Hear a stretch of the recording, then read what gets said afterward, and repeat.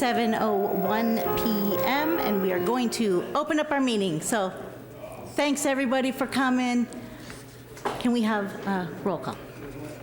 Councilmember Beckmeyer. We'll note that Councilmember Beckmeyer is present. She's coming. Councilmember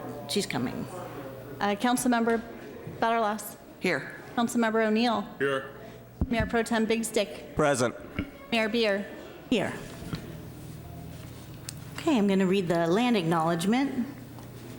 The City of Pacifica acknowledges that we occupy the unceded ancestral homeland of the Ramaytush Ohlone peoples, who are the original inhabitants of the San Francisco Peninsula. We honor the Ramaytush Ohlone peoples for their enduring commitment to Mother Earth. As the indigenous protectors of this land and in accordance with their traditions, the Ramaytush Ohlone have never ceded, lost, nor forgotten their responsibilities as caretakers of this place, as well as for all people who reside in their traditional territory. We affirm their sovereign rights as the First Peoples and wish to pay our respects to the ancestors, elders, and relatives of the Ramaytush Ohlone people. We'll salute to the flag led by Mayor Pro Tem. I pledge allegiance to the flag of the United States of America and to the republic for which it stands, one nation, under God, indivisible, with liberty and justice for all. Okay. We have a special presentation tonight. Eileen Casanetto from San Mateo County the San Mateo County Poet Laureate. We're so happy to have you here tonight. It's National Poetry Month.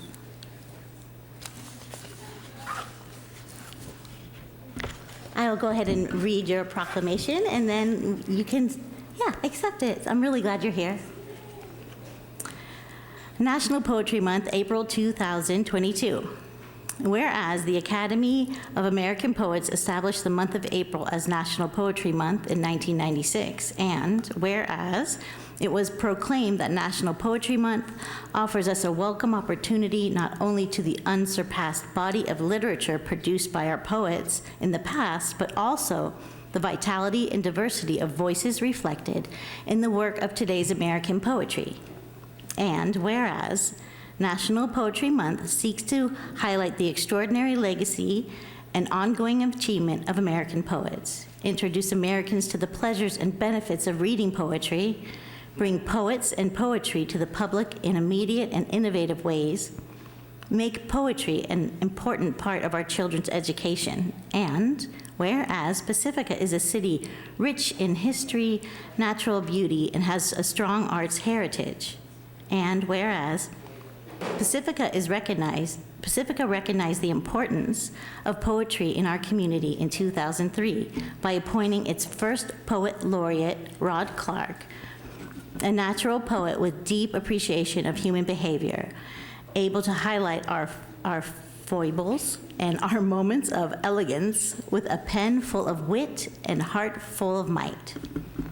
And whereas in 2013, Pacifica initiated an ongoing Poet Laureate program to maintain the city's strong art and poetry heritage. And whereas Dorcetta Hale, appointed Poet Laureate in 2014, noted, there are so many artists, poets, photographers, musicians, and there is so much inspiration around us. Poetry is a piece of that puzzle. To see poetry, all you have to do is look out the window. And whereas in 2017, longtime resident Camicha Benvuto has been writing poetry since she was 13 and has been hailed for how she frames the ordinary in a way that makes it extraordinary, was appointed Poet Laureate. Now, therefore, I, Mary Beer, on behalf of the City Council of the City of Pacifica and all its citizens, do continue the legacy of these and other poets in our community, and hereby proclaim April 1st through April 30th as National Poetry Month, and call upon public officials, educators, librarians, and all people of Pacifica to observe this month to celebrate the culture riches our community has to offer, and to recognize the important role of poetry in creating and sustaining this great nation with appropriate ceremonies, activities, and programs. done this 28th day of March 2022. Welcome. Thank you. Thank you, Mayor Beer, and good evening. Good evening, honorable council members, City of Pacifica staff, and community members. It is truly my honor and great pleasure to be here. This beautiful and historic city is a place for poets, artists, and lovers of nature and peace. Poetry is a great community builder and has helped us process and understand the world, especially in the midst of quarantine, climate change, trauma, and unrest. On behalf of the poets of Pacifica and former Poets Laureate Rod Clark, Dorcetta Hale, and Camincha Benvenuto, I am honored to accept the City of Pacifica's National Poetry Month proclamation and to share a poem that was commissioned by San Mateo County Health to honor all first responders and the family and loved ones of those we lost to COVID-19. Take heart. Take heart from a hummingbird, a handful of earth. See how memory bears fruit to carry history, healing, offspring. Listen for sounds gently rising above the hum and din, the prayers of one so far from home and kin. Say you remembered to put out feeders, withhold water from inflorescent tomcat clovers. Say you are here in lieu of flowers. What did you lose the year of our sheltering? Whom do you honor with the hope you bring? Take heart, listen. Sounds of kindness are bouncing off hard surfaces. Praise bedside care and all its auspices. Thank you. Oh, so beautiful. Thank you so much.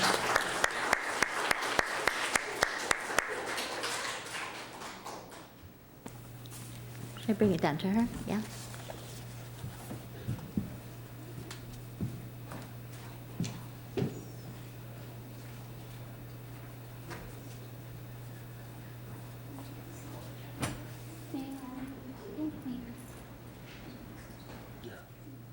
She doesn't recommend having 5 names on there.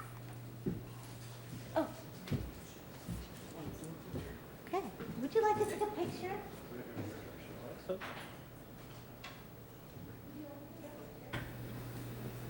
Why not, right? I forgot all about pictures. I know. It's been so long. Masks? Masks, masks? Masks might be a good idea.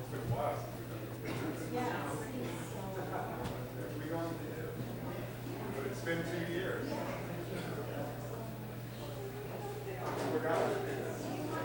Fini.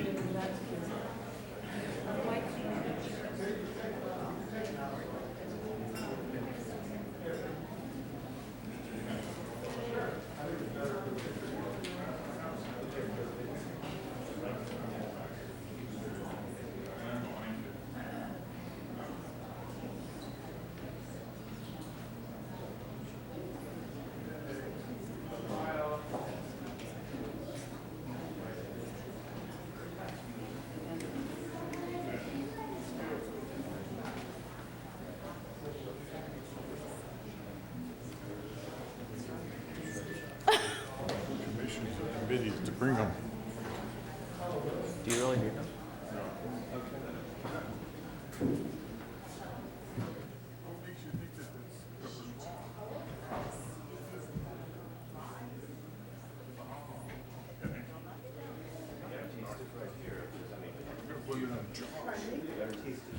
Okay, we're going to move on to the consent calendar.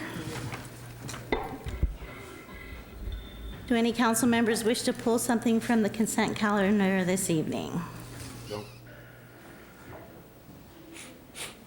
Seeing nothing, I'll open up public comment. Public comment tonight right now is for anything on the consent calendar. If you'd like to make a comment, you can fill out a yellow card, bring it back to Christian back there, and we will have it come up here and we'll call your name. Would anyone like to comment on the consent calendar? Josh, is there anyone on the phone? There's no one on the phone. I move that we approve the consent calendar items 1 through 4. I'll second.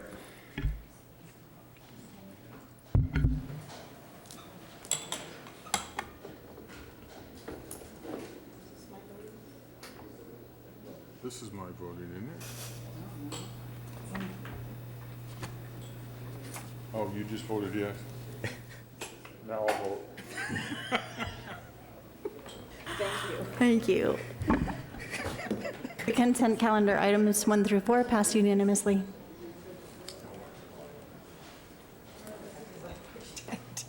She pushed Okay, that. we've come to the time that we'll do oral communications. Any person wishing to address the council during public comments shall do so when recognized by the mayor. This portion of the agenda is for public comments on issues that are not listed on the agenda. Please be advised that the Brown Act prohibits council members from engaging in any dialogue, question answering, or debate during public comment. We ask that you use care and respect when making any public comments and do not engage in personal attacks, but rather address the full council body rather than any individual. And finally, please remember to be kind. And also, because we'll have a 3-minute limit, do me a favor when that 3 minutes is up, if you could stop talking, it would help me because I hate interrupting people. So when the bell rings, please stop your share. We have Cliff Lawrence, followed by Therese Dyer.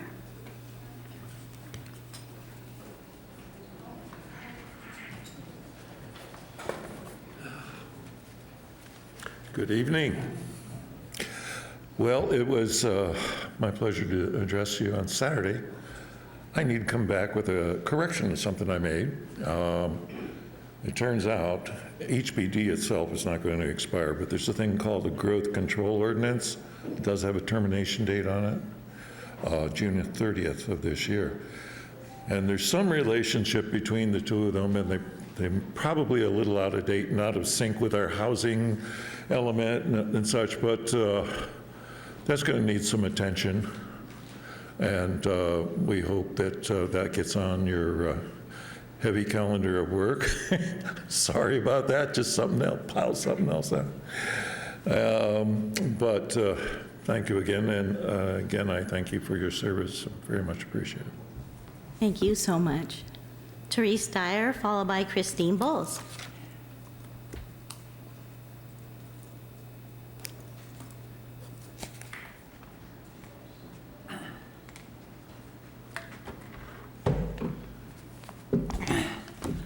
Good evening, City Council and staff. First of all, I'd like to address the City Council on the following issues. I am totally against any increases in our sewer taxes.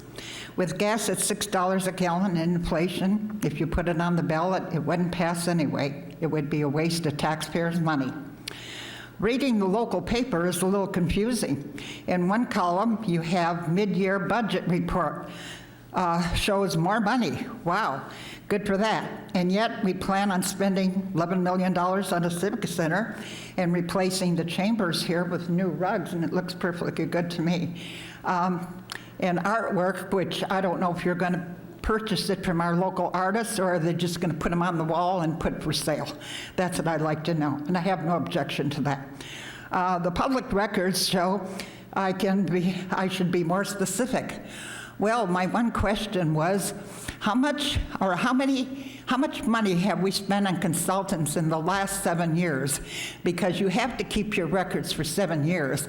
And I was told to be more specific. I don't know how to be more specific unless there's so many consultants that we paid for. And I remember a time we spent $4 million in 1 year on consultants. So I want to know what we get for our money when we're hiring these consultants, because I think our city manager should have an insight to that. Also on the ADA, Tina Wiemeister is leaving. She was our representative. That person that replaces her has to take training, and I have the information here tonight to pass on to you. It's on not only a federal law, it's a state law, it's a city law, and everything else. That's it. Thank you. Thank you, Therese. Christine Bowles.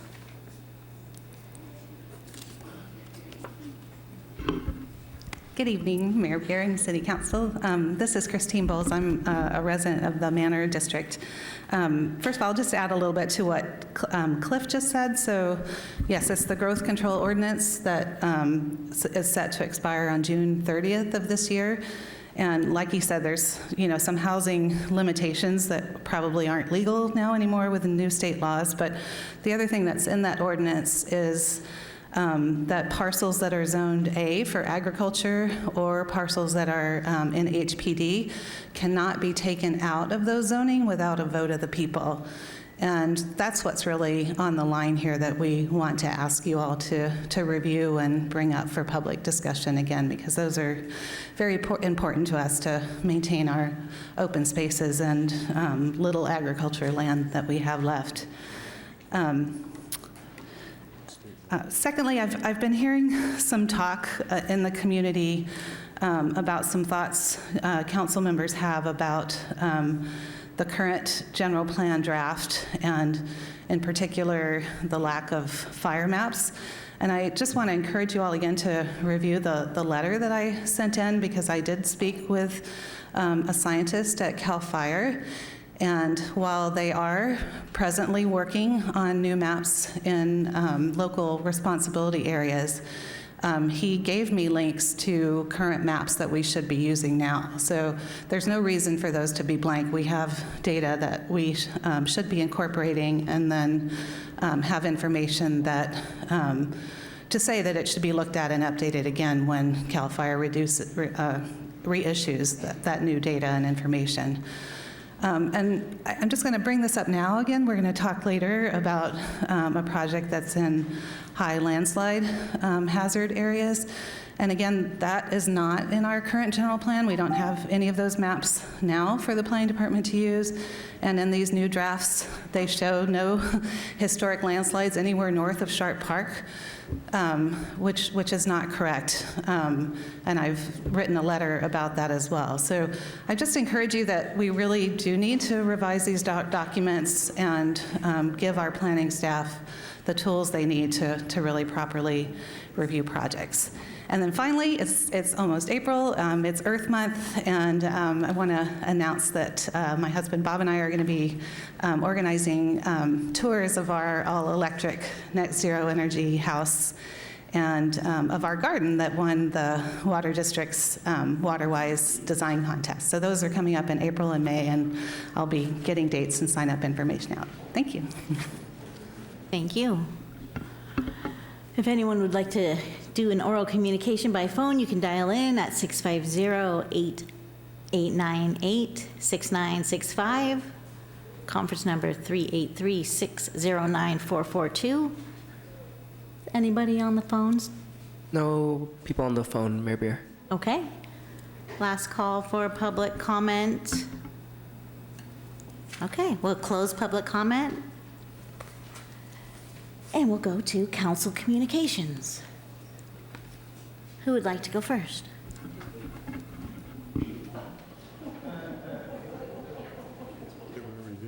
Remember, you pressed. You pressed the button. Would you like to go first? Oh no, she asked me a question. Somebody go I will. first, please. I will. It wasn't like. This is not the right note. Let's see.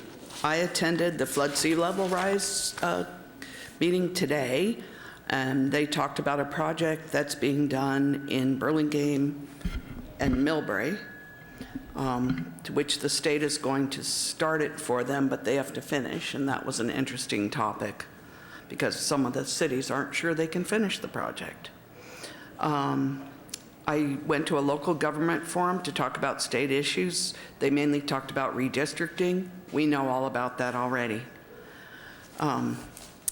And we had a special council meeting to do interviews for commissions and committees. I also attended a business social at Longboard Margarita, and the Green Enchilada brought dinner. And I would like to thank Vicki from Pacifica Locals for putting that together. There were about 30 local business people there to mix and mingle and meet other local businesses. And like all of us, we had goal setting most all of the weekend, which was a really great event. I know some people attended, and thank you for attending. And it was an in-person meeting, which was really, I really enjoy the in-person meetings. I like this today. I'm glad you're all here. Thank you. Go ahead. I was at the last city council meeting. I also attended the interviews and the goal setting session. I attended the county LAFCO meeting. I also attended the bid meeting, which is the Business Improvement District meeting for the hotels, to talk to them, basically, you know. I did attend the congestion management meeting today, which was interesting. Is this the first time where there was a grant that's going to be coming out? And it's probably not going to be coming out till like June, July, but they are thinking of actually tying it to the housing production. Those cities that have a higher, that meet a higher percentage of their RENA numbers will get more points to get grants. And that was the first time I've heard that. Well, I mean, I've always heard it out in the stratosphere, but now it was actually part of the plan. So I thought that was kind of interesting. It was also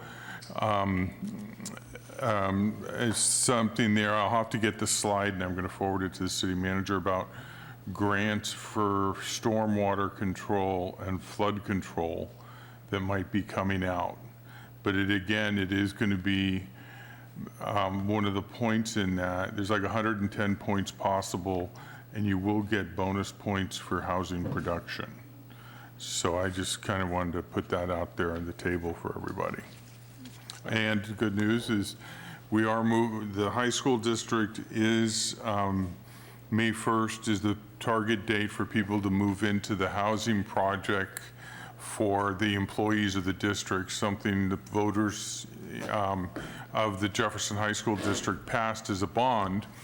So you will be seeing the fruits of that labor. But I've been working on getting van pools, since it's basically everybody there is going to go to 5 different buildings. Why not have van pools? And we've had one meeting on that. We are having a second meeting on it this week. And we might be, that means less traffic to Terra Nova and Oceana, if we can get that. Oh yeah, that's right. There's someone in the audience who's very familiar with that. Okay, so it's actually looking pretty good. And the reason we were at first not be eligible for it is the criteria is the lowering greenhouse gas emissions. And I was soliciting my board, the board at commute.org, that maybe some projects need to be looked at through a different lens, because teacher housing, just by their very nature, are not going to be far away to reduce a lot of greenhouse gases, but they are going to reduce commute, cars.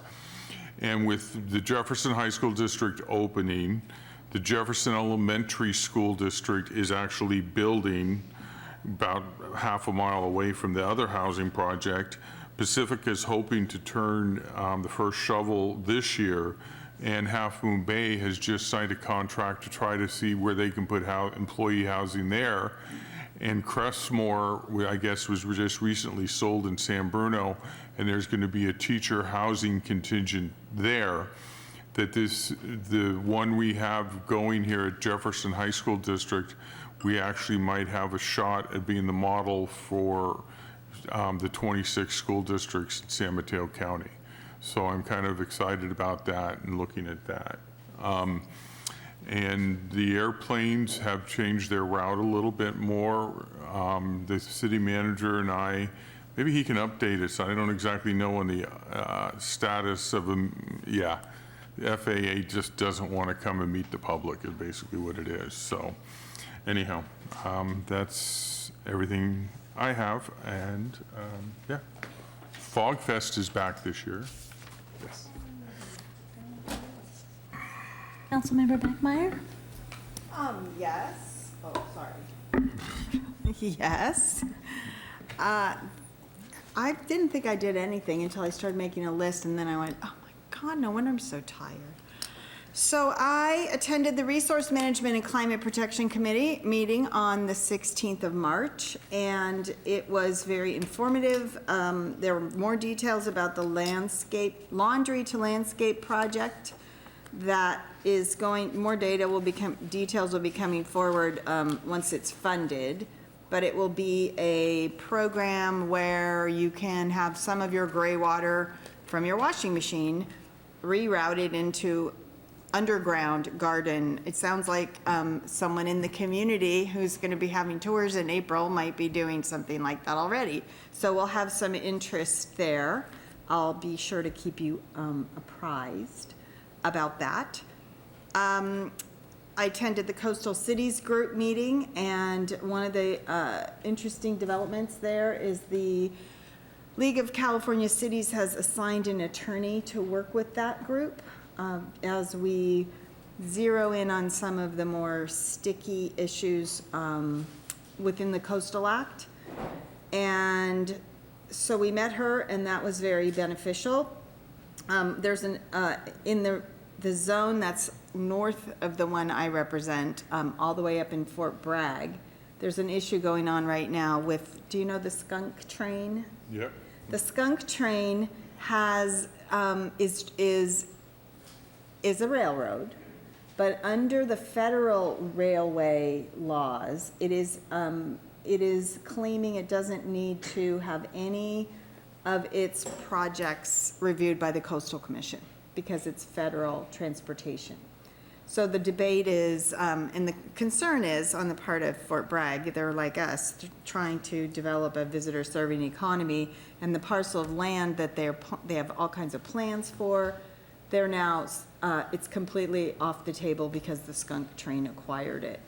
And so, more to come on that. It's some interesting evolution that is challenging for that local community. I attended the Pacifica Democrats meeting, and our guest was Mark Berman, who is our assembly member. And one of the things that he spoke about, I asked about because I'd been following, but I didn't know the details on, was a bill that he carried last year on small engine, it is called SOER, small off-road, small off-road engines, S-O-R-E, SOAR. So what it really has to do with is replacing replacing gas-powered, small-powered machines like blowers that gardeners use, and a lot of machinery that is used in landscaping and other machinery, replacing it with electric. And there's a $30 million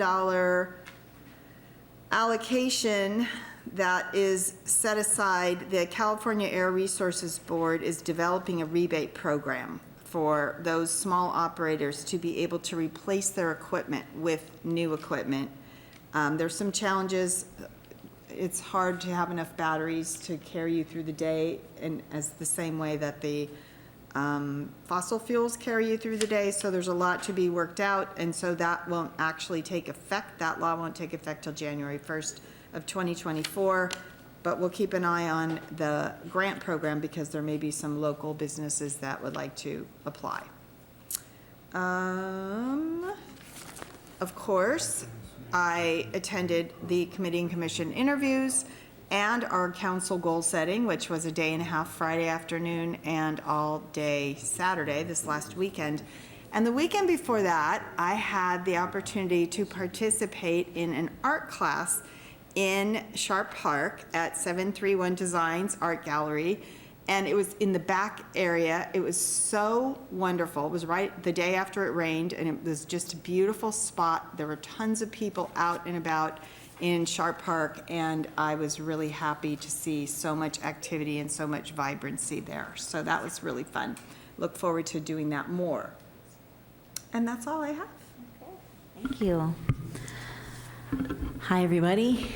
So I am part of the Mayor's Mental Health Initiative. I'm really proud of this. We're collaborating with mayors across the county to bring resources into our communities to address mental health. And so we will be having a couple trainings during the month of May, which is Mental Health Awareness Month.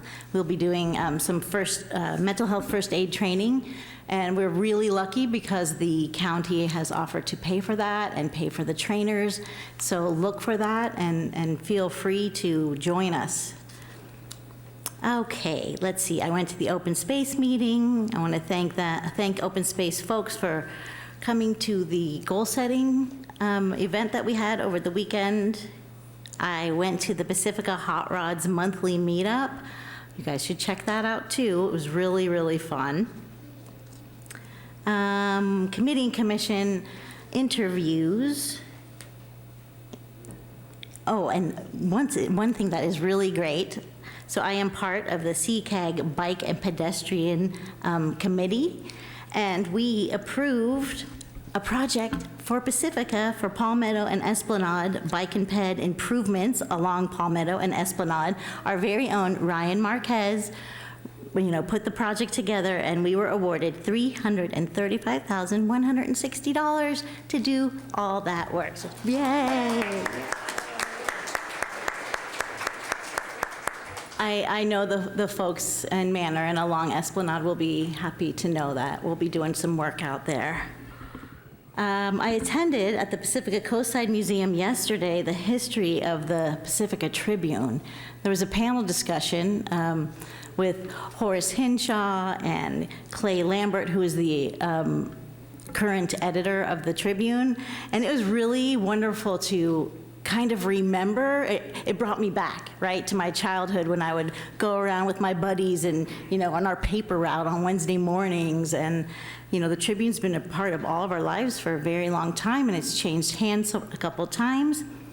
And so we want to support that. And if you go to the museum at the Little Brown Church, they have boxes and boxes of old Tribunes, like all the way from the beginning till now.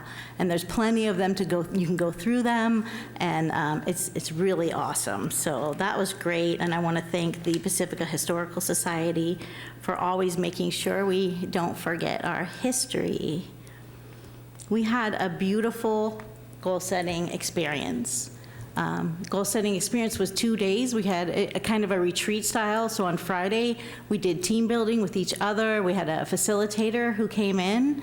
And then on Saturday in the morning, that part of the retreat style carried over till about noon. And then we started talking about the goals and priorities for next year. We haven't had time to be together.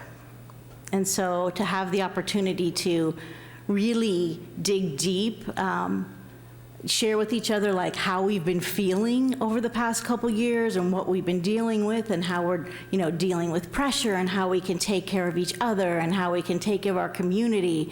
It was a really great experience. I think we're lucky to have been able to experience that. And yeah, so that's all for me, and I'm going to hand it over to Kevin for council communications. Mayor Beer, I think, Mayor Pro Tem Big Stick. Oh my gosh, I forgot. Tiger. I'm sorry, Tiger. It's all right. I'm just not comfortable having the last word usually, but I'll get used to it. I'll get used to it. Yeah. I wanted to start my communications just by acknowledging what's going on overseas and reiterating that there's some heartbreak over there, and certainly my energy is with them to the great extent that I can. I attended an emergency preparedness meeting on the 16th. We were reminded by one of the commissioners that the chipping program will be returning. This is where folks bring their flammable growing material around their house to the outside of their house. Then a chipper comes through and chips it for them. So that's on the horizon. Stay tuned. We just came off of Tsunami Preparedness Week. The important takeaway is that our Zone Haven system has been recently updated so that not only is it a great way to know how to get away in case of fire danger? It's also going to alert you if there's a tsunami. So visit the information on Zone Haven, get to know your zone, and make sure you're prepared for those worst case scenarios. And part and parcel with that, San Mateo County Alerts, it's really simple to sign up for, and you get information about it, such as like a mountain lion has been sighted in your neighborhood, or there's a crash up on Skyline, which is really good to know if you're heading out of town, or a crash on Highway 1 or whatever. So SMC Alerts, a great way to have information that's pertinent in the moment on hand, aside from those worst case scenarios. And we had official word about Fog Fest coming back, as Mike said a little earlier, which is very exciting, and the committee members were excited that they'll get to host a booth at Fog Fest. So stay tuned and visit them in September when it comes. And the next emergency preparedness meeting will be on the 20th of April. At the City Democrat meeting, I got to enjoy the presence of our future presumptive Assemblyman, Mark Berman. He was one of the least pretentious human beings I've ever met in my life, and he was extraordinarily enthusiastic about his job, and it was exactly the kind of energy I think is wonderful to see in governance. He's the kind of leader that inspires confidence, and I'm looking forward to working with him in our community. I attended a Peninsula Clean Energy meeting on the 24th.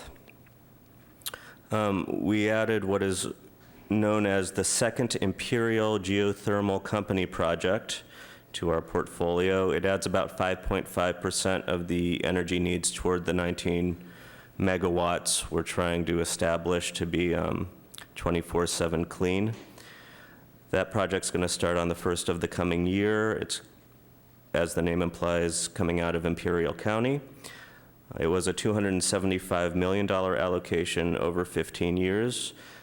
And it is a zero-emission project. There are no emissions whatsoever. We also discussed the local government solar and storage program and approved it on the board level. We had discussed it in council in relation to a solar project for the community center. And so this was staff bringing all of those projects together to the board so that the board could sign off on that. Next steps are to get the rates involved for the project so that the project can come back to us for us to give the final okay on, and then we'll move on to installing.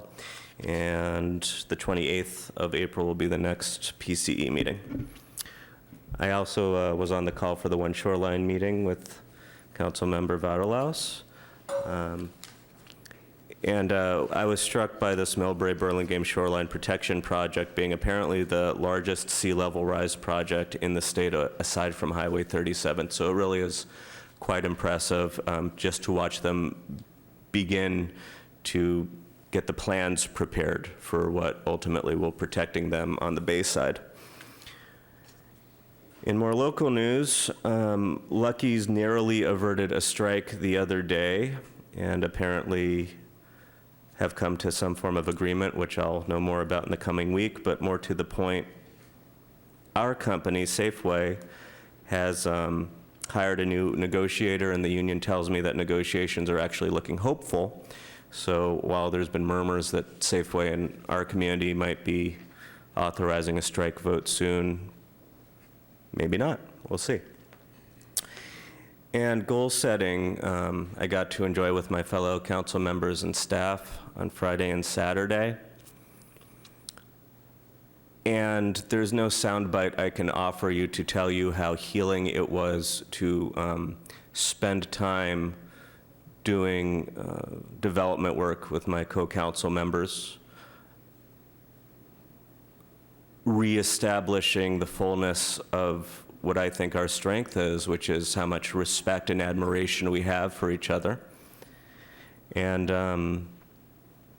we did soul work, which apparently is unusual for cities. And that was just day one, and then day two, we brought staff into that circle to first and foremost remind them of how much love, admiration, and respect we have for our staff. And from there, as a team, in the fullest sense of the word, we went on to assign like the one thing that we're adding on to the mound of work that staff has going into this coming year.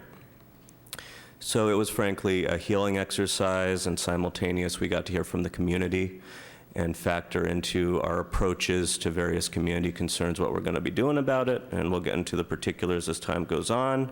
Last but not least, I believe Tina Wehrmeister is somewhere in this room. She, right in the middle? Being blocked by the camera from my view, but I see you waving. And I believe this will be her last city council meeting with us. And I think that, at least speaking for council, we're very sad to see her go. Speaking for staff, we're very sad to see her go. And if you haven't gotten to know the extraordinary work she's done over the no less than 7 years that she's been here with us, now's a wonderful opportunity to say hi to her, shake her hand, and thank her profusely for the work she's done to bring our community to a place where before she entered it, we did not think was necessarily possible.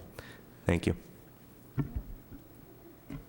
I also wanted to mention that while I was at the event yesterday, we were told that Sidney Lorvan passed away. Sidney Lorvan was a former mayor in 1977, 1978. His wife, Yvonne and Ben, they live in Ballymar, so our hearts are with them. And I will be adjourning the meeting in honor of Sidney Lorvan tonight. It's all yours, Kevin. Thank you, Mayor Beer, Mayor Pro Tem Big Stick, and City Council members. Kevin Woodhouse, City Manager. I just have a few communications I'd like to share. First, I'd like to begin with thanking the City Council for all the hard work during our annual goal-setting process, as well as the community that provided comments. The goal-setting process, the first half, the team development process, is priceless and was very productive.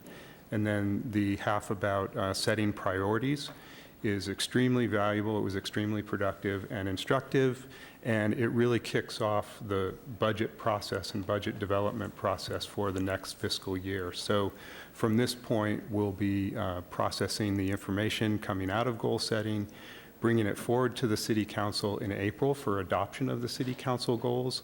At that same meeting, and this is likely to be April 11th, the next meeting, but it could be on the 25th. We will also kick off the budget process with our narrative budget and budget strategies and information about existing baseline budget. And that really guides us towards adoption by the end of the year and planning for next fiscal year. So it's great to get, it's a lot of work that goes into preparation and thinking and thought and sharing and digging deep and what we're all about, and it was an extraordinary process this year, so thank you for that. The next that I'd like to mention is that, as was mentioned, Assistant City Manager Wehrmeister is leaving the city for the private sector, and Ms. Wehrmeister also serves as the planning director, and we are in the midst of some really significant planning endeavors. So what I'd like to announce is that Deputy Planning Director Christian Murdoch will be acting Planning Director during this time. And then we are also extending our contract. We already have a contract with the Good City, and we're extending that contract and have a specific commitment from the owner and principal, Aaron Ackman, from the Good City, to come in as sort of a third set of eyes and resource to focus on the general plan update and the specific planning process. Director Wehrmeister, Assistant City Manager Wehrmeister, was going to be really turning her bulk of her attention to that process. So now we're going to bring in this third-party expertise. The Good City is the company. They have an extreme expertise in general plans and specific plans. So we will try to fill the big gap that Ms. Wehrmeister will be leaving and have the Good City assist during this transition period. And then I'm assessing the necessary steps for recruitment and filling that gap in the future, and I'll make announcements about that in the future as we determine those. And finally, I did want to announce something, and I just need to get my computer back up here, that I had written in the introduction to the Connect with Pacifica e-newsletter, and that is about additional small business grant opportunities that have been announced. So, you know, while health-wise, we may be coming out of COVID, depending on new variants, and as I mentioned at goal setting on Saturday, I'm trying to be optimistic about that, and the organizations certainly would like to see that there's not going to be new variants. But the economy is not, and so grant opportunities are still being created to assist businesses. And this particular round of grants through the SMC Strong program through the county is really focused on micro food business grants and micro businesses, which are small net earner businesses. So I want to encourage folks to go to the SMC Strong county website to look at the qualifications for those grants. And for all the members of the public, your favorite small businesses in Pacifica, please let them know about these grant opportunities that exist. The deadlines are approaching April 10th and 11th for those two grant programs. So I did want to mention those. And that concludes my communications. Yeah, I wanted to mention that the deadline for that is April 11th. And basically the qualifications are if you have less than 5 employees, revenue less than $50,000 in 2019, but more than $1,000 in one of those years, and you've suffered a decline. And nonprofits are also eligible to apply. And I was talking to the woman that's for lack of a better word, overseer for this, and they have 305 grants available, and they only had 100 applications about a week ago, and she felt that only half of those would even qualify. So I wanted to pass that on. And I also wanted to kind of put a plug in for our local restaurants. As Kevin said, they're hurting, but I've just been told of 2 restaurants over the weekend that are really, really, really hurting. Both of them have been in business here over 30 years. I imagine some of the older people that are long in the tooth like I am took their kids to the restaurants, and I would really encourage you to go. Don't go to McDonald's, you know, don't go to Panda Express. Go to the local small guy, because if you are if your kids are on a sports team, how many donations you gotten from McDonald's or Panda Express, but you do get that from your local pizza guy, your local Chinese restaurant, you know, or whatever. So small business is the part of the patchwork of the quilt we call Pacifica. So I would really encourage you to please, these are the 2, I'm not going to mention the names because I don't want to look like I'm badmouthing anybody, but these are 2 very venerable businesses in Pacifica that are really hurting. So please patronize the small restaurants especially, but all our small businesses.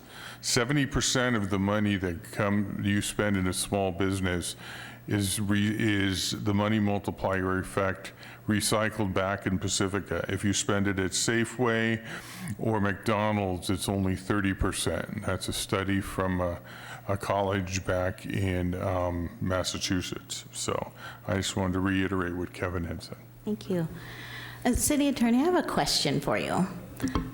Would it be possible to move an item up? You know, there's a lot of young people in our audience tonight, a lot, and they've been sitting quietly for 50 minutes, and I think that's like amazing. So good job, all of you people out there. And so I'm not sure, I've never done this before, so. We just need a motion and a second, and then the council can vote on whether or not to move one item into another position. So whatever the council's desire, you can do it by motion. I move that we move item number 7 to next on the agenda. Second. Regarding the bike park. Can we have a vote? Look at that, we got it right. Yeah. That motion passes unanimously. Item number 7 will be moved next onto the agenda. Thank you so much for understanding, and for all of you young people out there. Way to go. Oh, yeah.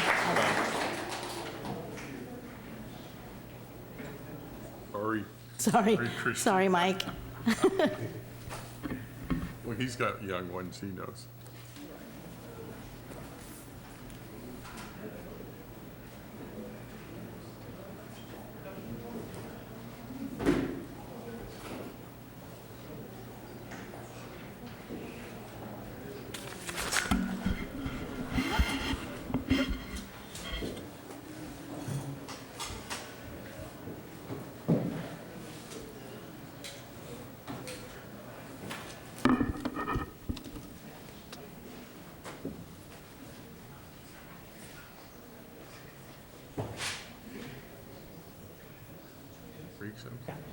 Okay, tonight we're going to consider approval of a preliminary concept of a bike park at Lower Frontierland Park, and we have the Director of Parks, Beaches, and Recreation here with us tonight, Mike Perez, and I know we caught him off guard, so give him just a second.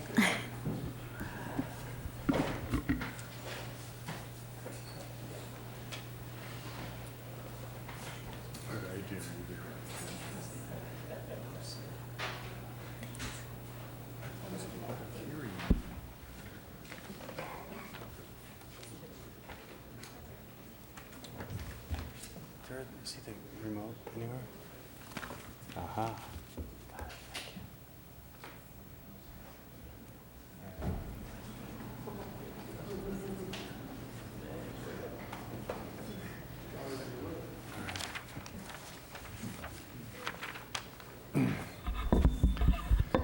Thanks for waiting. Good evening, Mayor Bear, members of the City Council. I'm Michael Perez. I'm your Director for the Parks, Beaches, and Recreation Department, and I am joined tonight by our Acting Recreation Assistant Supervisor, Anthony Shriver, and our PB&R Chair Pro Tem, Nick Lucen, down there. And both of them have been meeting and providing support to the Pacifica Bike Park Committee for probably the past year, over the last year. I'm also joined by Amir Mendel, who is a member of the Bike Park Committee, and he'll be giving the bulk of the presentation after I give a little introduction here and hit a few highlights of what has happened with the bike park, and then he'll take it from there. So Bike Park study session was added to the City Council work plan for the 1920 and then 2021 work plan. In June of 2019, the committee came and held a study session with the Parks, Beaches, and Recreation Commission. They made a presentation. They covered topics that included the history of the bike park, efforts in Pacifica, location criteria, their preference for a Frontierland Park, but looking at a lot of other places. The commissioners wanted to hear more about the community support and specifically regarding the preferred location. In September of 2019, the committee participated in the Fog Fest. They hosted a booth to collect signatures for support and gathered information via survey. In September that same year, the surveys through January, surveys continued. In August of 2020, the committee gave a presentation at a second study session with the PB&R Commission and engaged in a discussion and received further input from the Commission. November of 2020, a joint study session with City Council and the PB&R Commission was held to discuss the concept, and the Council and Commission gave input regarding the recommendation of Lower Frontierland Park as a preferred location to help the committee more thoroughly define the project. They asked the committee to gather more specific information regarding the chosen location and to engage the local neighborhood. Process was delayed due to continued setbacks caused by COVID restrictions, as we all know. But in October and November of 2021, staff, along with the Bike Park Committee, with feedback from our commission, developed a survey using the citywide flash vote system for Pacifica residents. To include more people and increase the opportunity for engagement, the survey was extended through the end of December. Last month, at the February 23rd regular commission meeting, the committee presented an overview of their progress. The presentation included information on considered locations as well as discussions with the nonprofit group with experience in developing, designing, maintaining, and fundraising to build a bike park. Also shared information regarding the survey results, which much of that we'll be talking about tonight. And so now I'd like to reintroduce Amir Mandel of the Bike Park Committee and turn it over to him. Thank you, Mike. Appreciate the context and introduction. First and foremost, just want to thank everyone for being here. Our team, the Bike Park Committee, been working on this. Not our full-time jobs. We do this when, we're after work and not with our families. So first and foremost, want to thank them. Want to thank the Parks Commission, who has spent a ton of their time in meetings with us, talking through issues, and really making sure that we've stayed on track. And that also goes for Mike and Anthony, who've spent a lot of time with us, again, keeping us on track and giving us advice and really helping us towards our goal of bringing a bike park to the city of Pacifica. And I also want to thank the City Council for allowing us to be on the agenda. We're really excited to be here. It's been a lot of work, and COVID has definitely gotten in the way, but yeah, we're thrilled to be here in front of you tonight.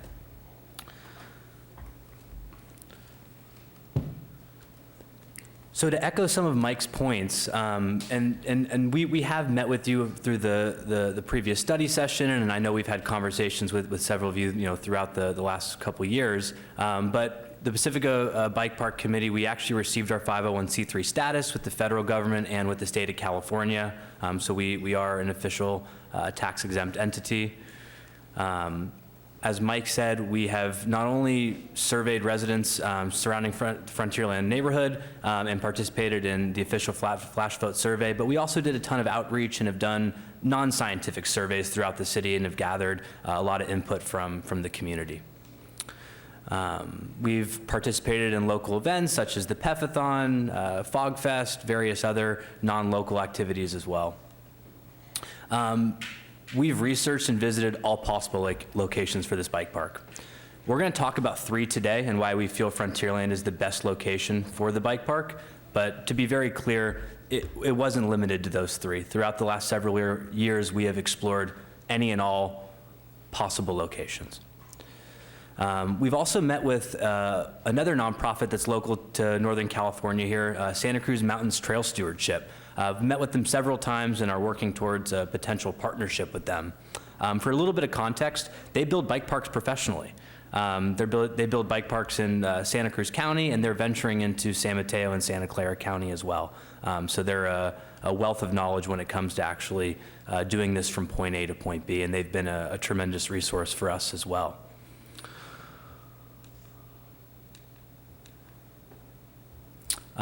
So considered locations, Fairmont Park, the Rifle Range, Frontierland Park, and all other possible city and non-city owned locations.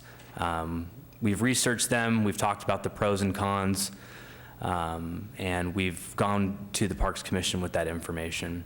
Of these 3, we feel like Lower Frontierland Park is the most viable and is our preferred location for this project. This slide shows you a bit of an overview of Fairmont Park.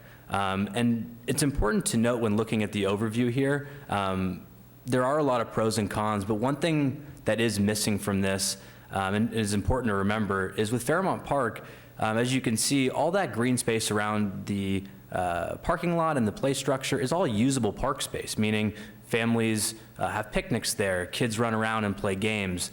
This is not unused space. And so I want to put that into context when we go to our pro and con list. And also that lower field below the parking lot is actually home to a newly planted orchard as well. There's quite a few trees that were just planted up there, taking away more space from that area. Some of the pros though, Fairmont Park is part of an existing park, which the whole idea is to add an amenity to an already used piece of Pacifica property. It's an improvement for the north side of town, which is definitely a criticism that we hear often, that the south end of Pacifica gets a lot of the amenities while the north does not. So it is a pro. There is a paved parking lot with no additional infrastructure that would need to be put in outside of the limited parking, and there is public transportation nearby. The cons. So again, limited unused space. The space there at the park is already being used, and a bike park would actually take away from that space at Fairmont Park. Limited space and parking overflow. So when looking back at the map, you'll see there's only about 20 spaces there in that parking lot, and all overflow is going to go directly into that neighborhood. So limited parking in comparison to our other options. Not easily accessed by bike from other parts of the city. That kind of goes for anywhere in the city of Pacifica. It's very long and it's not very deep. So that kind of goes with all locations. There's no current public bathroom there. So that would actually need to be put in. Again, recently planted trees take away from the usable space for the bike park in close proximity to neighbors.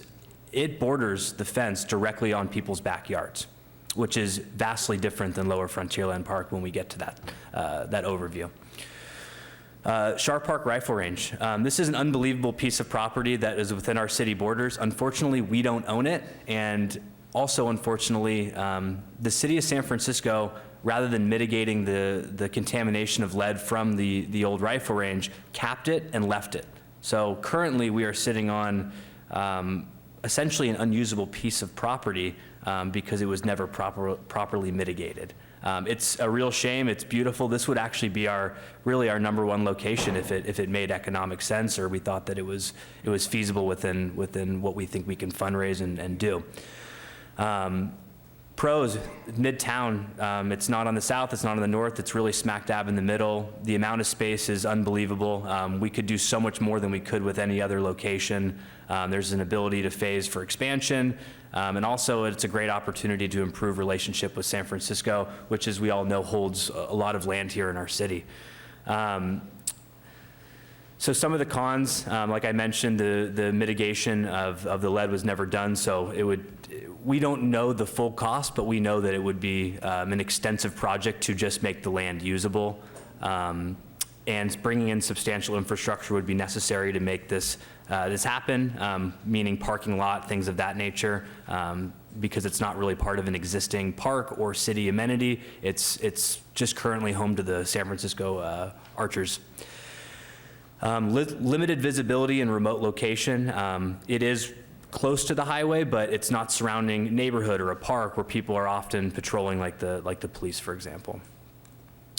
And this brings us to Lower Frontierland Park. So to be very clear, this is not Upper Frontierland where we have the beautiful lawn and the play structure. This is below that, where that decrepit old bathroom is covered in vines and cobwebs, and is home to this empty field that we believe is being underutilized and would be the perfect location for the Pacifica Bike Park. Some of the pros, it's part of an existing park. This would be an added amenity to an already existing park here in Pacifica. It won't be taking away any real usable space that the children and families are currently using. The size is adequate for what we want to do. Public transportation is nearby. Newly paved parking lot that the city invested in with new parking spaces allows for more parking as an added amenity. And minimal impact and disturbance to the neighbors. Unlike Fairmont Park, there are no houses on that side of Humboldt Street, and there's also a tree barrier, tree break. So noise and just general impact to the neighbors is limited in comparison to Fairmont Park. Also frequently patrolled by the police. Obviously, they're there to open and close the gate every day, as well as they're there fairly often because it's such a used piece of city property. Some of the cons, it's not centrally located. We understand that we'd love to do something in the north side of Pacifica. That was a priority for us, but unfortunately, there just is no piece of land that has presented itself to us that makes sense to move forward with this project. There is limited parking at the upper part of Frontierland lot. There's quite a bit more than Fairmont, but it is still limited if this is a successful project and a lot of people use it. And there is an existing bathroom, though it's decrepit. We have been given word that it can be revitalized with new toilets and sinks and whatnot, but the infrastructure itself is good. To give you a very general cost outline, obviously as the project progresses, we will know and learn and talk about more, but it's going to come in several phases. with our estimated cost ranging anywhere from $750,000 to $1.5 million, depending on design, hurdles. It's really going to depend on what we do there. But this is a cost that was actually given to us by the nonprofit I mentioned earlier in the presentation who does this for a living. So this is a very accurate kind of window of what it's going to cost.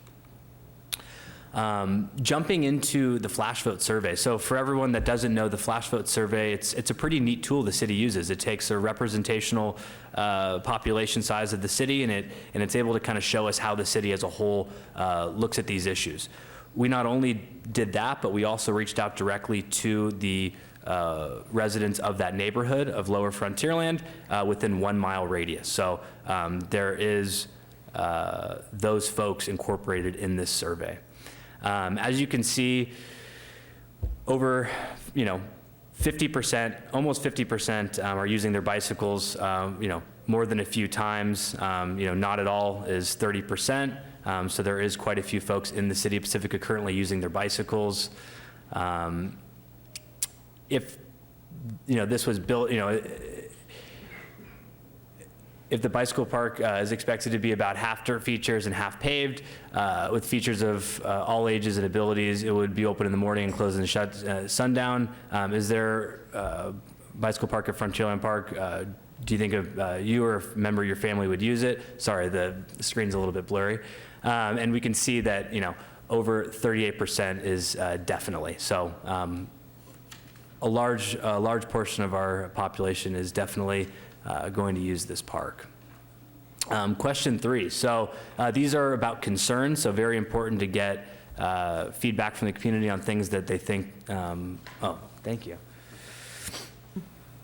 would be a concern for them. So to be very clear as well, and I'm going to get into the breakdown of some of the open survey comments, but these are some concerns, but a lot of these folks still supported the bike park. However, these are some of their concerns. As you can see, 52% of the population says none of these are a concern, which is a pretty defining statistic.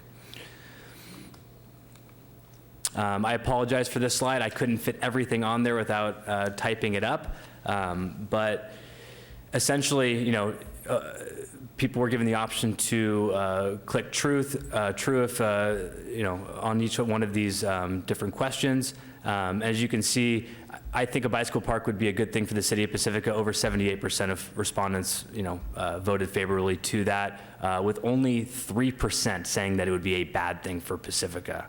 And I'm not going to go through all these, but another really important one to note is I would support a bike park built with private funds and grants, which is our goal, at almost 60%.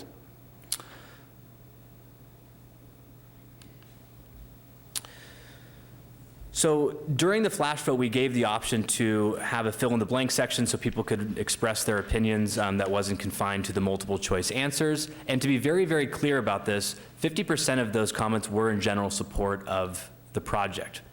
And the rest of these that were concerns, it does not mean that they were against the project. They were for the project in most circumstances, but had 1 or 2 concerns, and they expressed them here. So just want to make sure that that's crystal clear. As you can see, these are some of the main concerns from respondents. Obviously, the location, it's a topic that comes up whenever we're building something here in the city, that the south side of town gets more amenities than the north, but unfortunately, again, there's just not a piece of property that we feel makes sense. So litter, crime, vandalism, meet the needs of riders, maintenance issues, things of that nature. So these are all kind of the breakdown of the concerns from the community. In conclusion, as you all know, Pacifica's greatest resource is our outdoor spaces. People come here from all over San Mateo County, all over the state of California, and honestly all throughout the United States to come use our beaches, ride our trails, walk our mountains, and this would be in addition to that. This would be in addition to an already unbelievable park that we have at Frontierland, bring families together, allow children to grow their bicycle skills in a productive and safe place, And what we're asking is for the city council is to move forward with the concept of a bike park at Lower Frontierland so we can really begin the journey of fundraising and really working towards building this park for our community. So again, thank you all. We appreciate it. Thank you so much. So I want to remind all of you that if you want to speak, you're going to have to fill out a yellow card, which is back on the desk where Tina and Christian are. You guys raise your hands. So I only have 2 cards so far. There's a lot of people out there, so if you want to make a public comment, when it's time, please fill out a card. Okay, council, questions? Comments? Any questions? No? Okay, then we're going to go ahead and open up public comment. And our first speaker is Peter Millich, followed by Lizzie Millich. Somebody help him up there. Got it. All right. There you go. Hello, my name is Peter Millich. I go to Ocean Shore School and I live in Rockaway Beach. I am here to ask you to approve the bike park. I love biking and I want a new and better place to ride, and so does my family.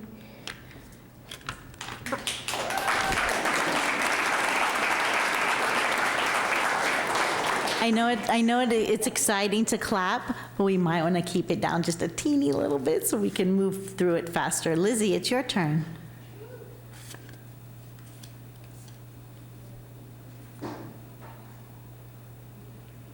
Hi, my name is Lizzie Millich. I'm 10 and I love biking. I would love it if you would approve this bike park because I would love to be able to test out my skills so I can ride on the bigger trails in Pacifica and so that everyone here can have fun. Thank you. Good job, Liz. Thank you.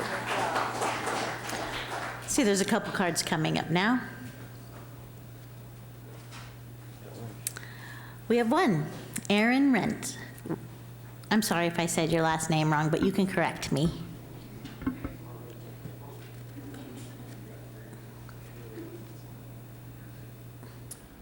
Hi, everybody. My name's Aaron Reef. I live in Rockaway Beach. Went to Terra Nova, graduated in '94. I think bikes are super important. The exercise, getting these kids addicted to exercise and outside in a safe place. In my neighborhood, we don't even have sidewalks, and the cars drive crazy. This is a great opportunity to give the kids a place to go. You can kind of have them all corralled, and the parents can be around. So I think that's about it. I missed dinner and I missed my bike ride today to come see you guys. So this is super important. So thanks, guys. Okay, next up. All right, you guys. Okay, next up is Lucas McCulley. Did I say your name right? You might want to correct me on that one too. Come on up, Lucas. Hello, I'm Lucas McCauley. I live on Oddstad, so I live right by Lower Frontierland. But I think a bike park would be a great opportunity for kids like me who love biking and think that they can have a future in biking, and it's good exercise for kids who do not get outside a lot and enjoy the sport of biking. Yeah. Thank you. So well spoken. Okay, do we have any other people who would like to give public comment? If you are on your phone, you can dial in at 650-898-6965. Conference ID is 383-609-442. Press 5 to raise your hand. Josh, is anybody Mayor on Beer, the I phone? have 2 dial-in callers. Okay. I will start off with dial-in caller 3360. Please press *6 to unmute yourself, and we'll give them a couple seconds. Absolutely. Delay. 3360, please state your name for the record.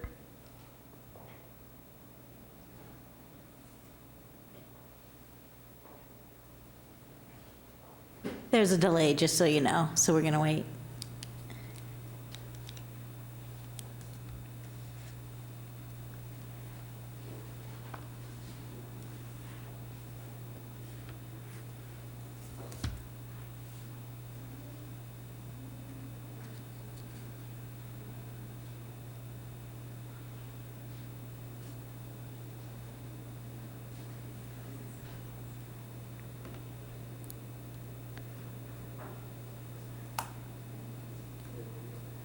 Do you want to try the next call-in? I think that's a good idea, Josh. Thanks. We can come back. 3360, we'll try disabling your mic at the next comment. I'll go ahead and unmute, call in, last four digits 1057.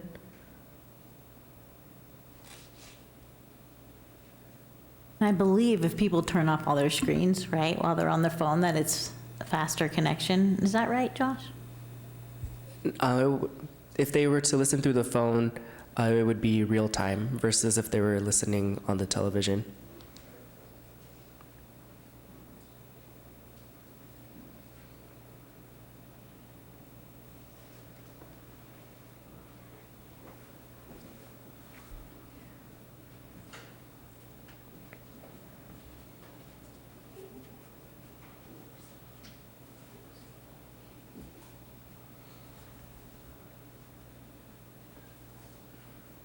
For the person dialing in 1057, please state your name for the record.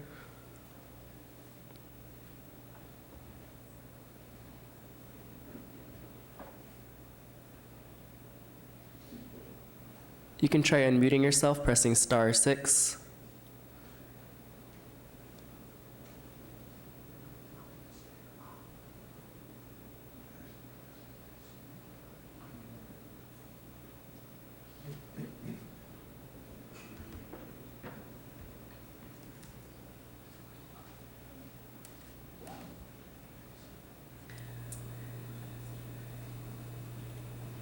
Okay. Well, Josh, should we wait just a little minute longer? I do have some more cards. Sure, let's go ahead and move forward with the... Okay, great. So we're going to come back to our cards. I have Lucas Provence, followed by Max. Lucas first, and then Max.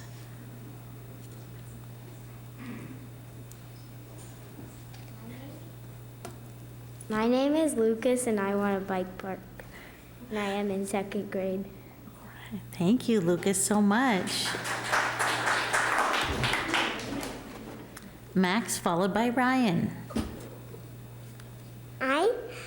My name is Max, and I go to Ocean Shore School, and I want a bike park. Thank you so much, Max. Good job. My name is Ryan, and I am 5, and I want a bike park. Hey, Ryan, good job. And then we have another Durling, but I can't read the first name. What is your name? Cole. Cole, that's what I thought. Thank you for being here. Go ahead, Cole. Hi, my name is Cole, and I want a bike park. All right. You're so brave. Thank you so much for coming up to the podium. That's not an easy thing to do. We'll go back to our phone caller in. Oh, wait, we have a few more.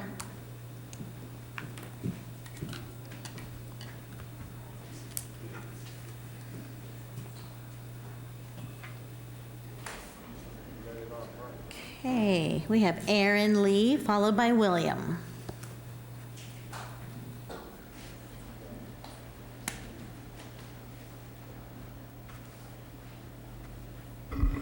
Hi, my name is Aaron Lee, and I think a bike park would be a good addition to the city, and like many people have said, it'd be an easy way to develop your skills in riding. And since it would be an official bike park instead of other trails like Boy Scout, it'd be easier and safer to learn new skills, especially at the skate park, not at the skate park, at the bike park, because at Boy Scout, that's the main jump trail in Pacifica. There's large gaps and you don't want to fall in there. And with the bike park, it'd be much safer and you wouldn't fall in the gaps. Thank you. Thank you. William is next. Come on up, William.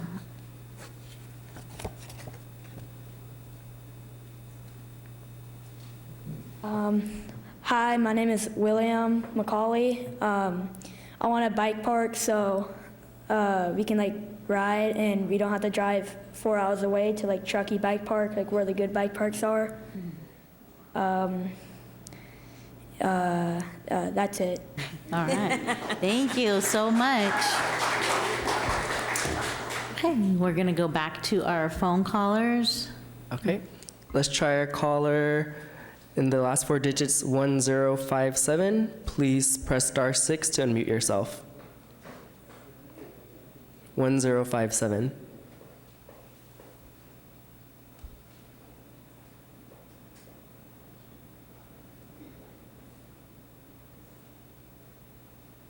Hello?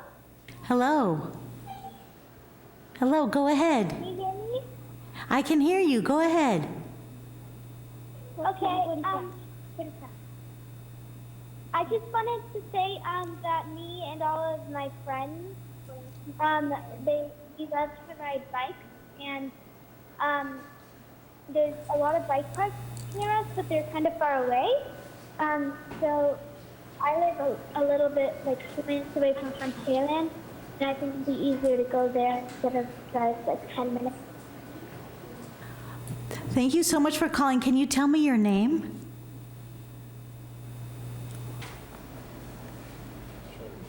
Maybe not. Did you want to say something? She's my best friend. Her name is Sadie McKenna. Oh, thank you so much. Thank you so much. We'll get that put into the record. Thank you, Sadie. Our next call-in is with the last 4 digits ending in 3360. 3360. Please press *6 to unmute yourself, and please state your name for the record.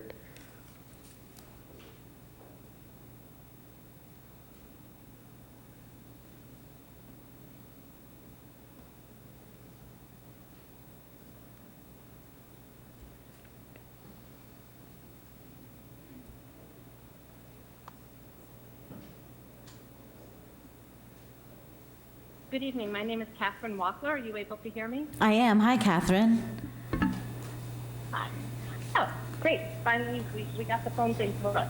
Maybe you can speak up just a little bit if you don't mind.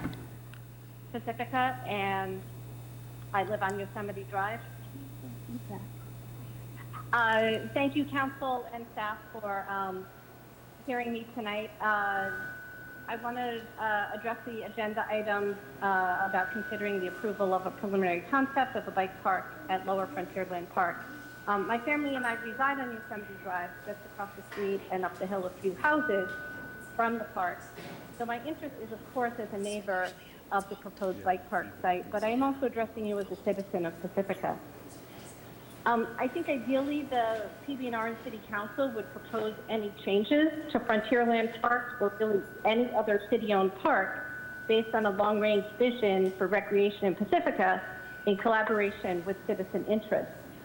That has not happened with Lower Frontierland Park, not now or in the past 24 years that I've been a resident here. At least one previous proposal from citizens for the site was a dog park, which PB&R and City Council ultimately denied and located elsewhere, as you might know. I would like both of these governing bodies to study and develop a well-planned response to the question, what is the best use of Lower Frontierland Park, prior to any changes made there. While it is a vacant lot in terms of a lack of man-made development, it is used daily by many citizens. The demographic that uses it the most is dog owners. And we don't need to conduct a flash vote to know that dog owners far outnumber bike park participants in Pacifica. It is quite possible that the best use of that space has been happening for a long time and should continue to do so.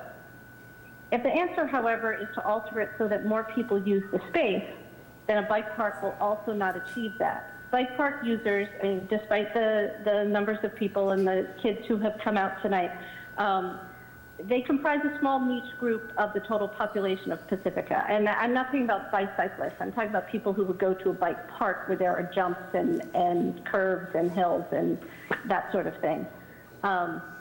I don't agree that people from ages 3 to 100 would use it. I expect we would see a much smaller age range of users. All that said, I do want to commend the Pacifica Bike Park Group for their grassroots organizing and efforts to enhance our community with their goal. As someone who was involved with a grassroots organization in Pacifica, I well understand the time, effort, and resources it takes to develop that. And they have certainly done their due diligence. Lower Frontierland Park, however, as they mentioned themselves, is really too small a space for their needs and their goals. I know they've worked with you and with PB&R to explore other sites. Thank you, Catherine, so much. Your time is up. Thank you so much. Okay, thank you. Thank you, Catherine. Mayor Beer, there are no more speakers at this time. Okay, wonderful. Thank you so much. We're going to close public comment and bring it back to council for deliberation. Council?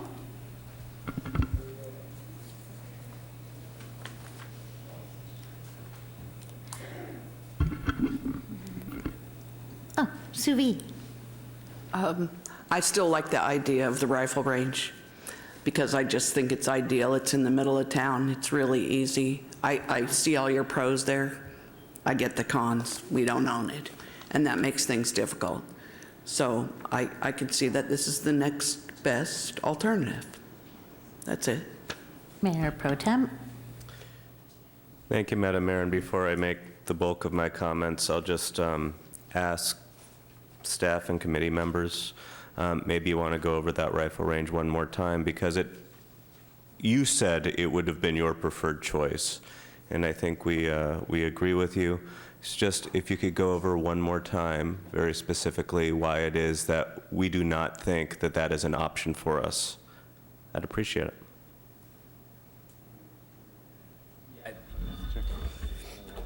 Hi. Great question. There's going to take millions to clean it up, the rifle range area. That millions and millions is a quote from the San Francisco Rec and Park staff. That's part of their, I guess, real estate division of their Rec and Park. And we've had contact with them. And that's presumably the rifle range part. And the other parts where the archery range is if you've ever been out there, kind of goes off the rest of the open areas there. But as Amir mentioned, they didn't remediate it in the sense that they cleaned it up, but they did cap it. But that makes it unused. And we've been told that it's unusable. So, and again, we don't own it. And probably one of the cons that wasn't mentioned as much is it's pretty remote. So in some ways, great if you're not near neighbors, but also if you're young and you're going out there, maybe not so great if it's not close to other things. So that's the main reason why we would not be considering that. I think location in terms of the middle of town is very nice. And again, not being right next to neighbors is great too, you know, having that, but. Thank you very much. So as far as comments go, I wanted to start by making a couple of lighthearted jokes about how thrilled I am to see all of our young people here. I'm not going to make those jokes because I don't want to be cavalier with the neighborhood and the person whose genuine concerns were expressed. That being said, what I will start with is I am impressed by how many young folk have the bravery to come here and tell us what we should do with the town that presumably you'll all be inheriting in short order from those of us who would deign to pretend to have power over it in this moment. So welcome. Thank you for coming out and speaking. Thank you for cultivating your voice now. It's a wonderful thing to see. The one young gentleman, Aaron Lee, who was able to articulate the safety element of having this bike park, I thought was particularly important, because as we're listening to a lot of young folk whom are very excited to have a bike park, if we all vote yes tonight, we want to make sure that y'all have a safe place to be. And I have visited Boy Scout, and compared to what we are presenting tonight, I would say this is a far safer option for the younger crowd. So that articulation is deeply appreciated, as is the voices that we heard tonight. So thank you for coming out. And I am in support of this. I've been following along for years now, and I can't wait to cast my yes vote. Thank you. Anybody else from council would like to comment? I don't know which button to push, so I'm just gonna- It's okay, you go right ahead. That one? Is that it? That's it. Oh, good. I am happy to support this project, even though I haven't given up on the rifle range. It's 264 acres. Seems like there got to be a few acres in there that can be used. So I look forward to having 2 bike parks in Pacifica. And I think this,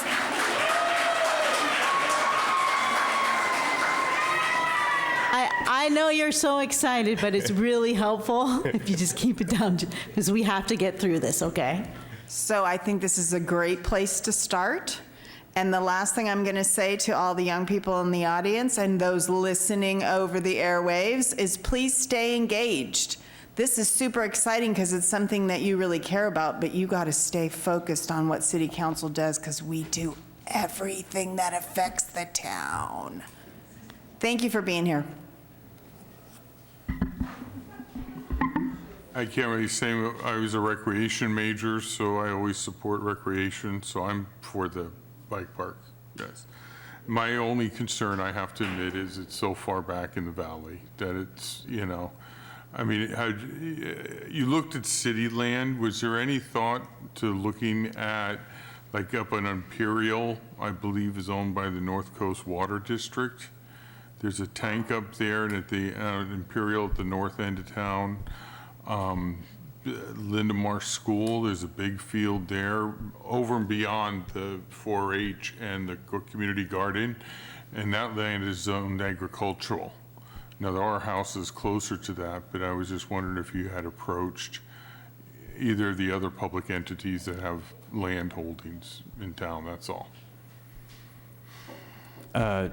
No, not those particular locations. I grew up down the street from the one on Imperial, and I think that's kind of stuck between a couple housing developments and might be the opposite problem of being on the other end of town as well. So the similar issue with being located on one end or the other. And then I'm sorry, the second location that you mentioned? Lindemar School. Right, and I'm thinking of the soccer field, which is now mostly the garden project, right? And you're saying there's some other land there. We hadn't looked at that. I didn't know that, I didn't think there was any sports fields here. No, but on what used to be the sports field, I know the garden project's there. Yeah, I know where the garden project is, yeah. At Lindemar. Yeah. Okay, I just was wondering if you had, Sorry, you know, because it's, can't. you know what I mean? It's more closer to Highway 1 and more out. That's the only concern. Right. Otherwise, I mean, I have no problem with the project at all.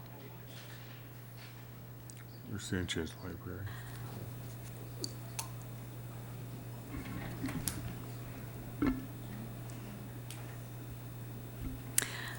Okay, well, my turn then. I just want to commend all of you for all of the work that you've been putting in for so many years now. It's really exciting to see you all here tonight. Thank you. I do want to ask like a couple questions to make sure that, so say this was passed tonight and we approve the preliminary concept of a bike park. Is that going to give you a foundation to do fundraising?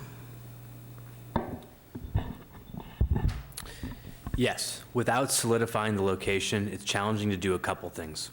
We can't move forward with designing and putting the concept together without solidifying a location.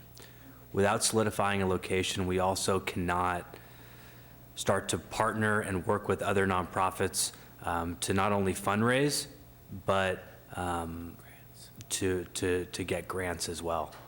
It's such an abstract idea without a location and a design. We know we can fundraise, get grants, and get money for this project once we actually have a location. It's very similar to what the city did with the Pacifica Skate Park. Thanks, I appreciate the answer. I just want to make sure that you have all you need. So I can't wait to vote if anyone has a motion. I move to approve the preliminary concept of a bike park in Pacifica at the Lower Frontierland Park site. Second.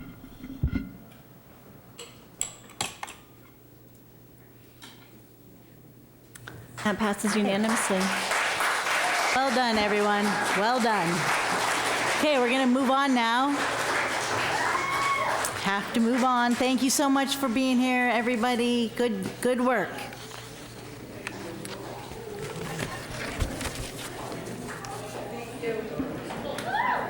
Thank you.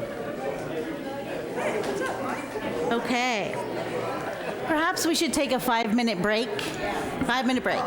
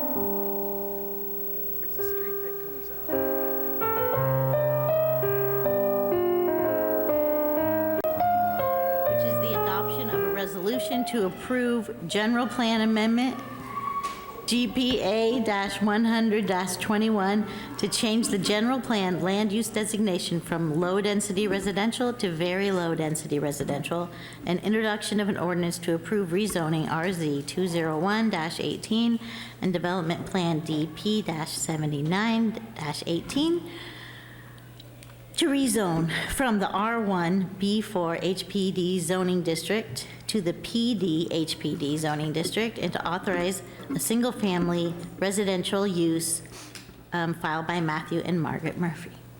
And Mary, I need to recuse myself from this hearing because I manage a property that comes right up to Talbot. Okay. Thank you. Thank you. Lucky dog.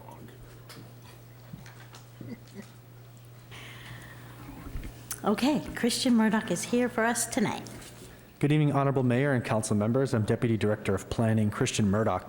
The item before you consists of council consideration of 3 legislative items: a general plan amendment, a rezoning to the PD Planned Development Zoning District, and approval of a development plan to establish site-specific zoning for the project site.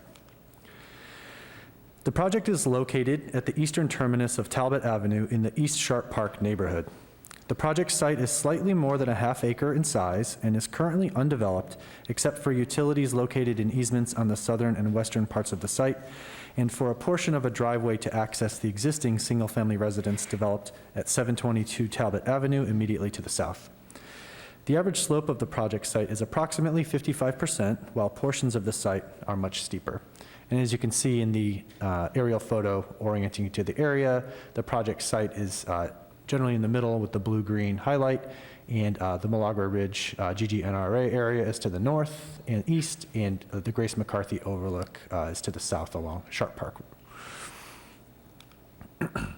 The project would consist of a 2,406 square foot single-family residence on the southern half of the site. It would also include 2 uncovered parking spaces and on-site stormwater retention and treatment facilities. You can see the layout and design of the project in the site plan and elevations on the screen currently, with a note in red that this version of the plans, which was presented to the Planning Commission, had an alternative that included an additional guest parking space. The Planning Commission's approval removed that guest parking space, which would be replaced with landscaping. And so you can see here the outline of the project site and the development proposed on the southern half generally of the site. And as mentioned, there's a 50-foot easement here on the southern 50 feet of the project site. These are the elevations. I'll move through them relatively quickly, but you can see the front and rear here, and then the sides of the project. And you can see the reflection of the steep slope. The Planning Commission considered the project at 2 public hearings, the first in August of 2021 and the second in January of 2022. The Planning Commission ultimately approved development permits for the project, including a variance from the Hillside Preservation District, or HPD, coverage and guest parking requirements on January 18th, 2022, by a vote of 7-0. The Planning Commission made a recommendation to approve the 3 legislative items by the same vote. The development permits for the project will not take effect unless and until the City Council approves the legislative items before it this evening. The Planning Commission's consideration of the project delved into details of several key aspects of the project, which are outlined on the screen. The second public hearing focused primarily on 3 issues that the Commission asked staff and the applicant to further evaluate, which included visual renderings of the project from key public vantage points, analysis of HPD guest parking space alternatives, and public trail access considerations. And here you'll see the renderings that I mentioned that the Planning Commission asked the applicant to prepare. This vantage point from the Grace McCarthy overlook, showing the proposed project on the far side of the existing tile-roofed 722 Talbot Avenue single-family residence.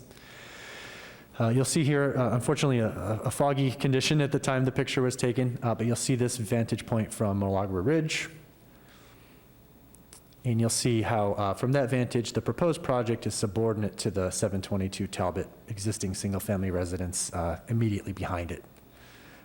The proposed project is actually smaller in floor area and overall height, which is reflective in this particular vantage. And then the third vantage point from the Canyon Drive cul-de-sac to the north and downslope from the project site. And you'll see along the ridgeline here, the proposed single-family residence rendered up along the tree line.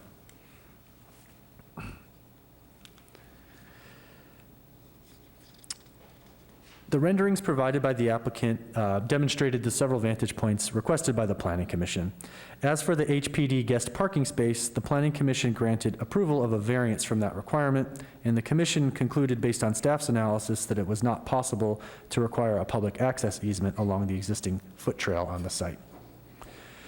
The Planning Commission has approved the development permits for the project, and the appeal period has lapsed without an appeal being filed. Therefore, the City Council's scope of review tonight is limited to the 3 legislative items: the general plan amendment, rezoning, and development plan. The permits for development of the project have been finally approved by the Planning Commission. The general plan amendment would change the land use designation in the land use element of the general plan from low-density residential to very low-density residential to enable the construction of 1 single-family residence. Currently, based on the project size and the density of the low-density residential designation, they would be obligated to construct 2 housing units, which would not be consistent with the single-family residential zoning on the site. The rezoning would change the site's zoning from the R1 B4 single-family residential with B lot size overlay zoning district to the PD planned development zoning district. The rezoning in this case is required by the HPD regulations in the Pacifica Municipal Code, and the HPD overlay would remain in place on the project site even after approval of the proposed rezoning. The development plan would establish the allowable uses of the site as single-family residential development and would contain several specific zoning provisions such as establishing the maximum HPD coverage, maximum height, setbacks, and similar zoning provisions. The project qualifies for a categorical exemption from the California Environmental Quality Act, or CEQA, as a Class 3 categorical exemption as provided in the CEQA guidelines. Staff received 4 written public comments following agenda packet publication, but prior to this evening's public hearing. We've made these comments available to the public earlier today and in the rear of the council chambers, and also provided them to the City Council in advance of tonight's hearing. The recommended action is detailed in the agenda report is to adopt a resolution approving the general plan amendment and to introduce an ordinance to approve the rezoning and development plan. That concludes my presentation, and I'm happy to answer any questions. Thank you. Thank you, Christian. Do we have any questions from council? Yeah. Go right ahead, Mayor Pro Tem.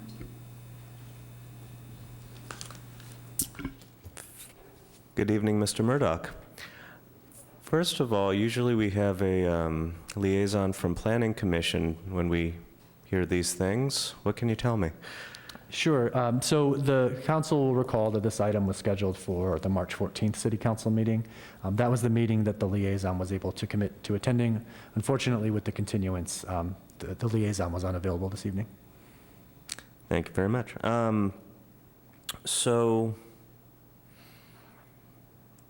And I watched both of the Planning Commission meetings, and I spoke with you a little to clarify earlier, so I feel like I have a pretty good sense, but I feel like I want to ask this question even though I got a sense to my satisfaction. And it regards the planned development district,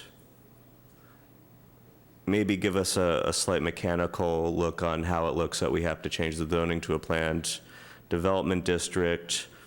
Is it only for that house, or is it for the adjacent lots? And to my lay sensibility, it struck me as a lot of acrobatics to do a planned development district, and maybe it's the name alone that sets me on that path for one house. So could you give us a little bit more in depth? Of course, Mayor Pro Tem. So there are two sets of procedures and requirements at play here.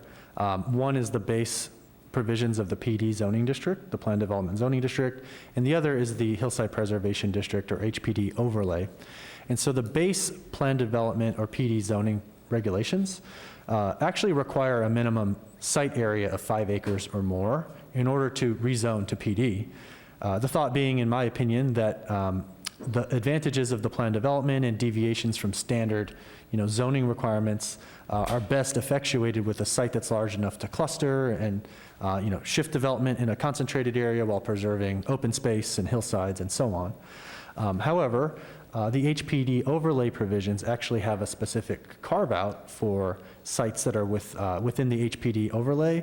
They are exempted from the 5-acre minimum site area. And so that requirement to rezone to PD can take place and is in fact required by the HPD zoning standards. And so that 5-acre minimum size is not applicable.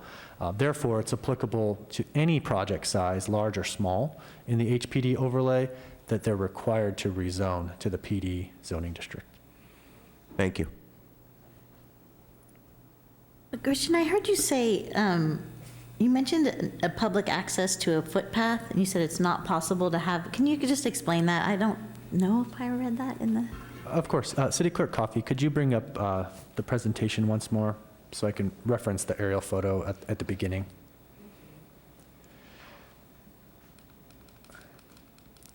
So on the project site, maybe doesn't come through great, but if you could look at the projector version here just for a minute, this dirt trail here is an existing path that has been used for years.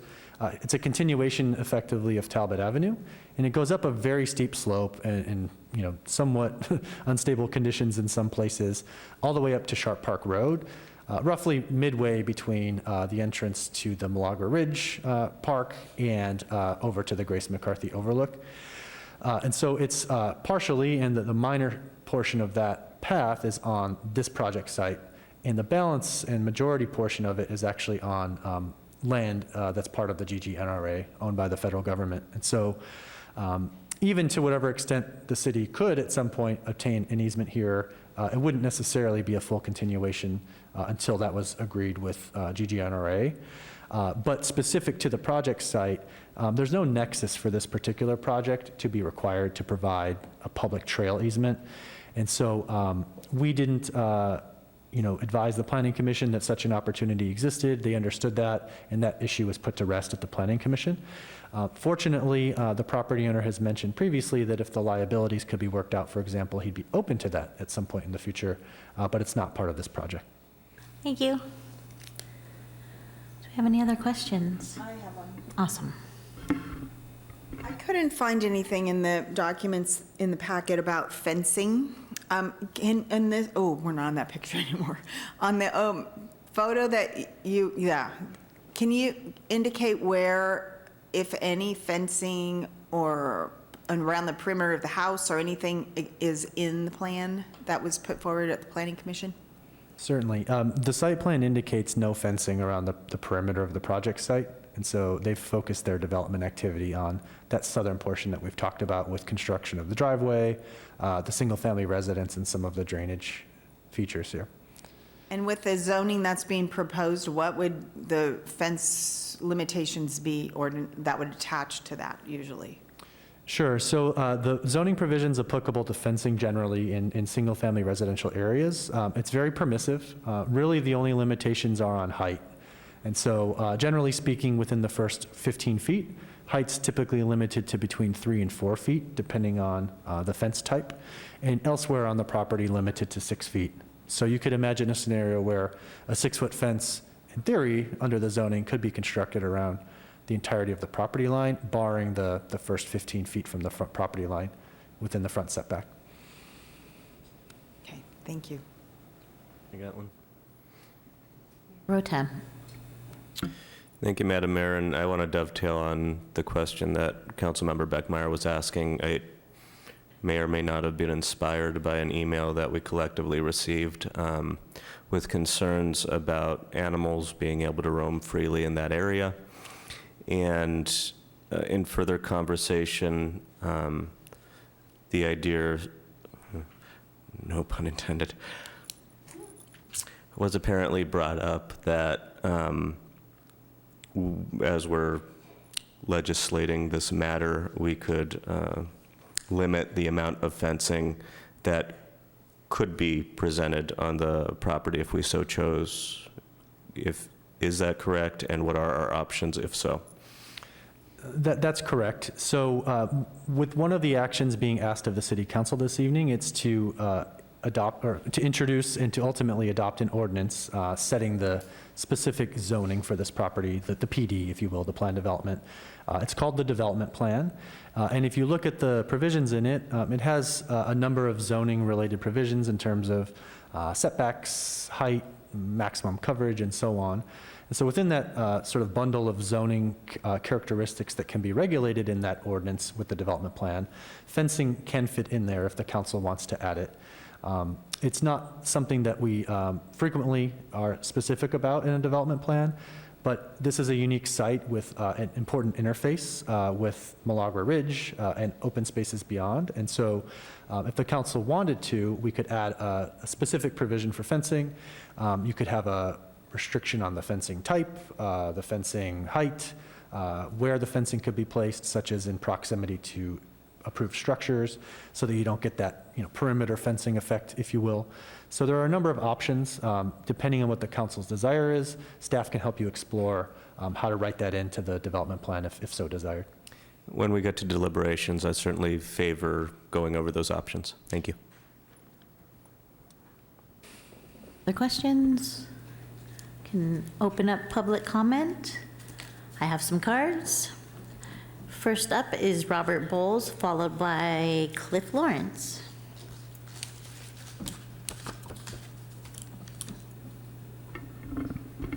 City Attorney Kenyon, is there an opportunity for the applicant to make their presentation in relation to their petition for these zoning changes? This is not an appeal, so they will be able to speak at the same opportunity as any other member of the public. Thank you. Hi, I'm Robert Bowles. I'm an architect who lives in the Manor District. I took the opportunity to visit Canyon Drive, which is way down the slope from the project site. I don't know if any of you have been there. The cul-de-sac at the end of Canyon Drive is directly underneath where this project is located. If you stand there and look up, it looks like an enormous tall green wall. It looks almost like a vertical cliff. And you can see on one side there's a scar from a previous landslide. This hillside off of Talbot on both sides has a history of debris flow landslides, which are not mentioned in the project geotechnical report, which in any case is 4 years out of date. This information wasn't given to the Planning Commission. There was one large slide on the opposite side of Talbot, just 600 feet away from the project site in 1983, in the famous year of landslides, that was studied in the Howard Donnelly report.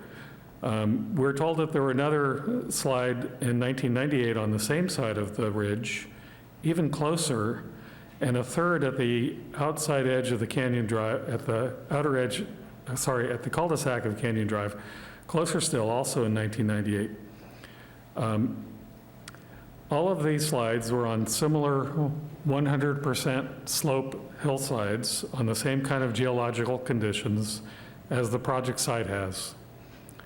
The project geotechnical report talks about seismic landslides, but not debris flow landslides, which are caused by saturated soils during heavy storms.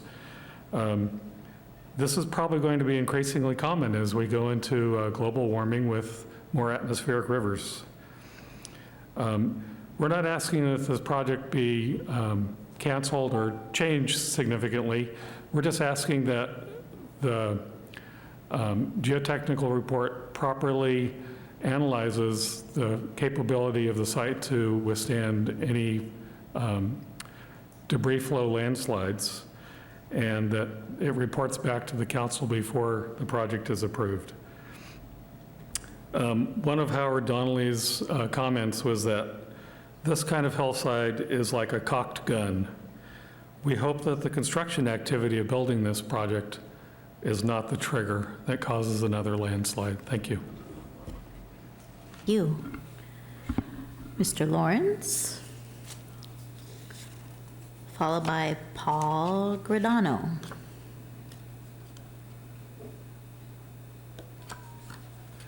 Hello again. Well, my name is Cliff Lawrence. I recall maybe your last session here, you had a gentleman from that Canyon Drive below, and he was so eager to get up here that he was out of timing in the agenda. But I could see the urgency and concern on his face. And I don't see so much jeopardy to the homeowner here. I think the jeopardy that we have to assess is how much it will be to the homeowners below him, that down in the canyon area. If that ground is disturbed, will it change things and allow unexpected flow? And if there is a substantial flow there and damage to that homeowner below, who pays for that? Who has the liability? I know you can't give an answer. I certainly don't have an answer. And in terms of these numbers, we talk about 50% slope, 100% slope. You're not supposed to build on, okay, this is technical, and it's not my area. But I feel like we've written and acknowledged concerns about these things before, and then I come asking why we want to make exceptions to those policies that we thought were put in place for a good reason. And I thank you. Thank you. Paul, you can come on up, followed by Terrence Caro.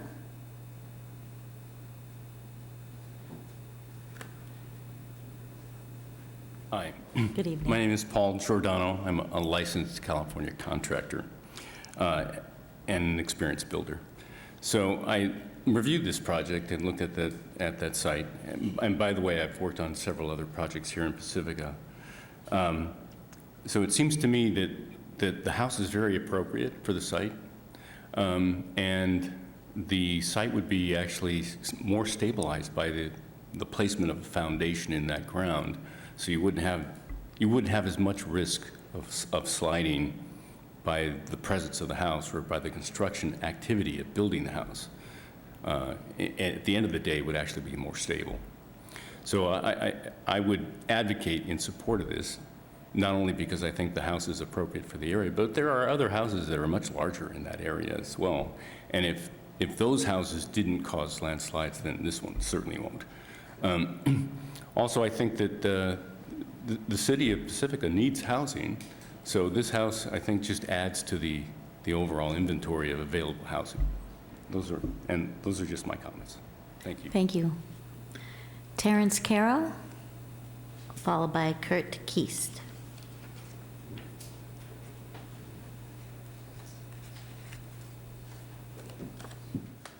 Hi, my name is Terrence Caro, and I live at 710 Talbot Avenue, and I was the first house that was built at the end of Talbot in 1990, and I've lived there ever since for 31 years. And I live adjacent across from that other house, and I do support the development of that house. This is the second time I've come before the City Council for a significant variance. In 1995, when I was director of Sprint Labs, I requested a variance from the city for Sprint to run fiber optics to all the K through 8 schools in Pacifica and to 200 homes to do a technology trial. We needed a variance because Sprint was not a local telephone company, we were a long-distance company, and we needed to run fiber optics on the poles and underground on city property. That required a variance. Gladly, the variance was approved, and the schools became the first to have video on demand and internet at the highest speed possible in the country. This particular variance has to do with the slope, and as an engineer, I don't see that's a problem in terms of construction. In terms of rain, actually, the house being on the top will actually create less waterfall down the hill because all the water that's going to go on the top of that house is going to be drained down the street in the drains. So I support the development of this, and I'm glad the city planning did a good job, and they've spent a long time looking at this and voted 7-0 in favor of it. And I encourage the city council to also approve it. Thank you. Thank you. Kurt Kiest, followed by Debbie Kiest. Thank you. My name is Kurt Kiest. I live at 630 Talbot, and I'm here in strong support of the Murphy project. I represent actually the majority of the neighbors nearby on Upper Talbot besides Mr. Caro, but many others. We've had long conversations, and many called into the Planning Commission as well, or have submitted letters. And we earnestly want this project to go forward and to welcome Brandon and his family to Talbot. They've put up with an awful lot over the last 4 years just to get this project. This is for a single-family home on an R1 lot in Pacifica with HPD, but they've had to deal way too much. They've designed a modest 2-story home, 2,400 square feet, in a neighborhood where the 5 closest homes are 3,000 to 4,000 square feet, and 4 of the 5 homes are 3-story homes.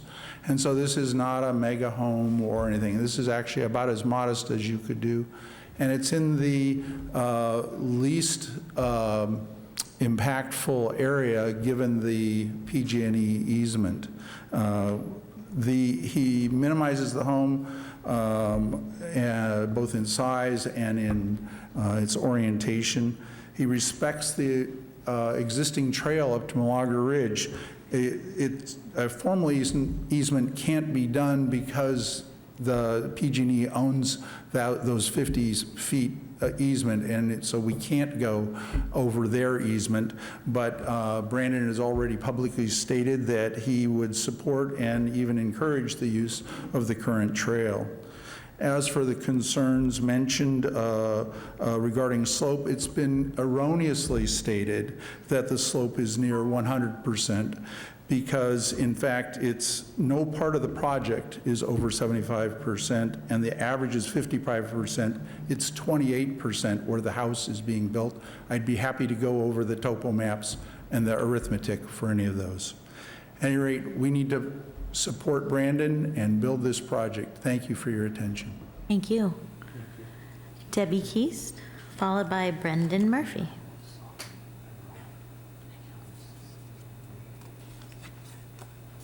Good evening. I'm Debbie Kiest, and I agree with everything Kurt said.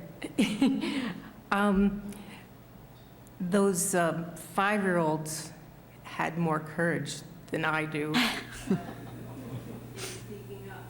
But I wanted to speak up because I felt that these potential homeowners on Talbot needed to hear all the people that were saying, not NIMBY, but YIMBY. Yes, in my backyard.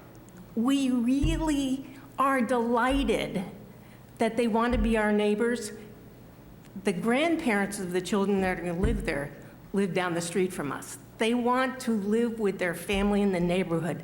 They have gone out of their way to jump through hoops, to do elevations that the Planning Commission required of them that they don't require of anybody else, that delayed them, that are to cost them hundreds of thousands of dollars because the costs of construction have gone up so much in the time that it took the delay.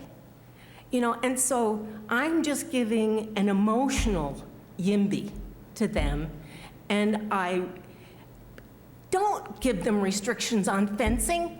We all have animals, bobcats, mountain lions, deer, rabbits, walking around, our coyotes walking on the street, deer coming up. Talbot is wondrous. We have great horned owls in our trees, and we adore them. We cherish them. We have small fences if we want our vegetable gardens to be not munched away. But other than that, you know, let us have our homes and let us be reasonable. They have put up with so many restrictions already. Let them have their home. Thank you very much. Brendan, followed by Javier.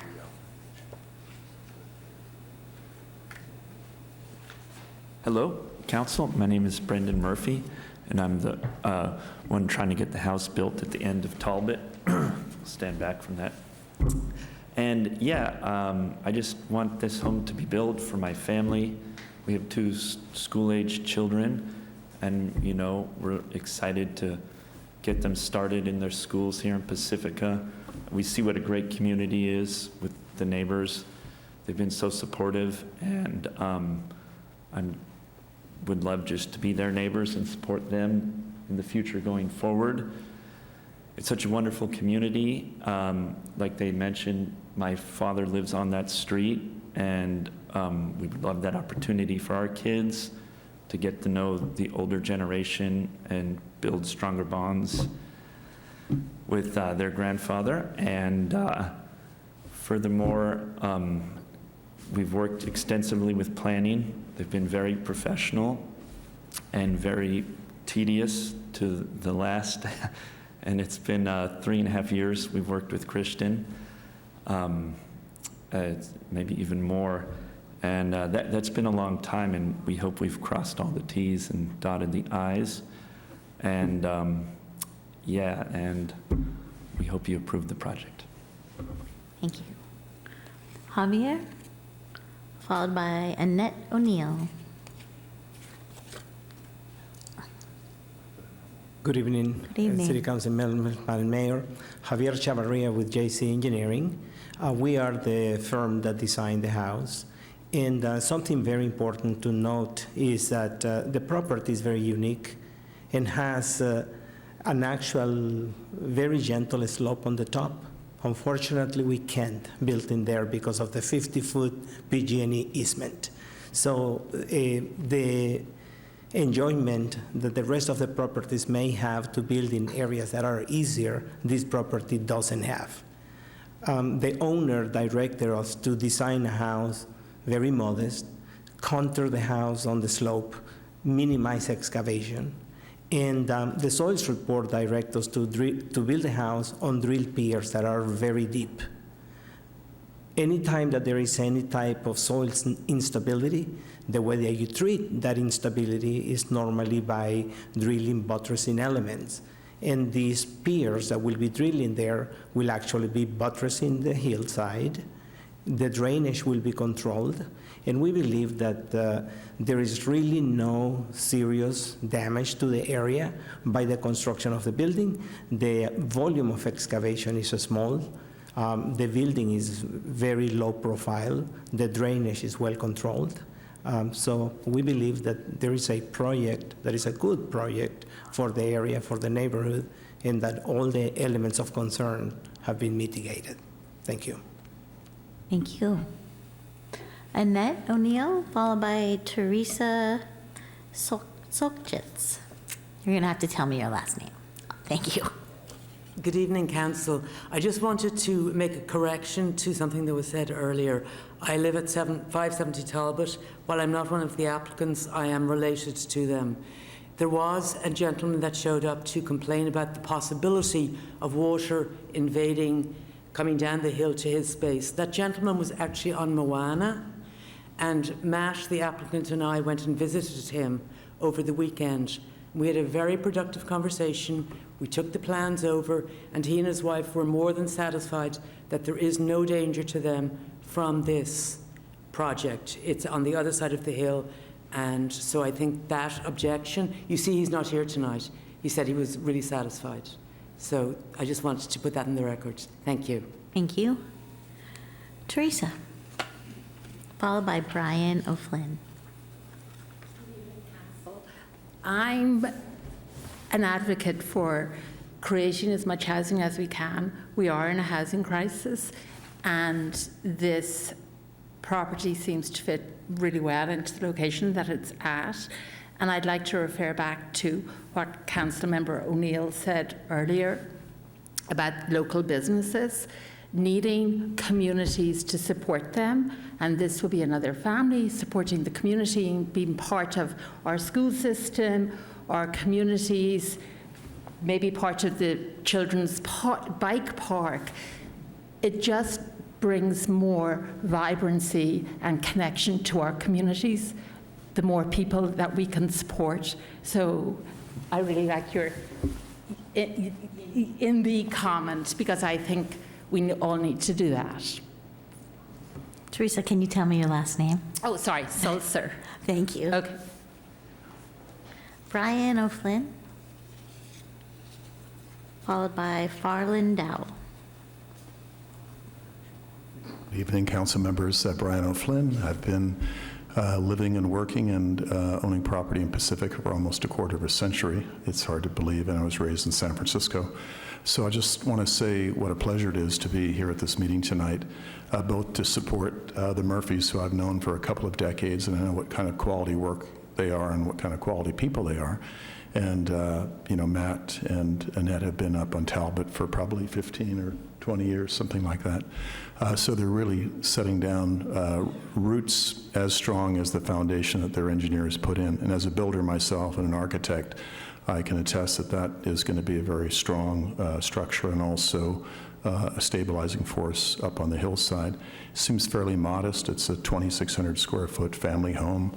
And I think that with my experience with both appearing and presenting things before the Planning Commission and also our planning department and knowing the people there, I think they do a wonderful job. So I just have a very good feeling about this meeting tonight, because it is kind of rare, and you probably have experienced this, is that sometimes when you're building near other people, they don't really want you to obstruct their view or do something else that can impact their own property.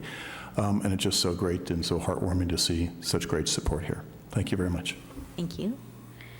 Farland Dowell.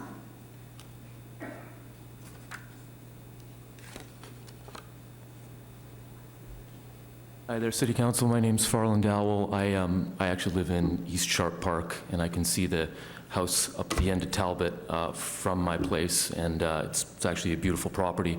I'm very familiar with that part of Talbot. I'm very in favor of the project. I was actually there totally not by coincidence at the house at the top of Talbot. Some friends had just recently bought it, and I looked around and I thought, this is a great place to add some more properties. It's beautiful. I hike all over Pacifica, and that land is really not being used, and I'm in favor of the project for many reasons. Thank you. Thank you very much. Okay, do we have anyone on the phone? Yes, Mayor Beer, we have 2 call-in commenters. Okay. I'm going to go ahead and mute the call-in person and the number ending in 3097. 3097, please press *6 to unmute yourself and state your full name for the record.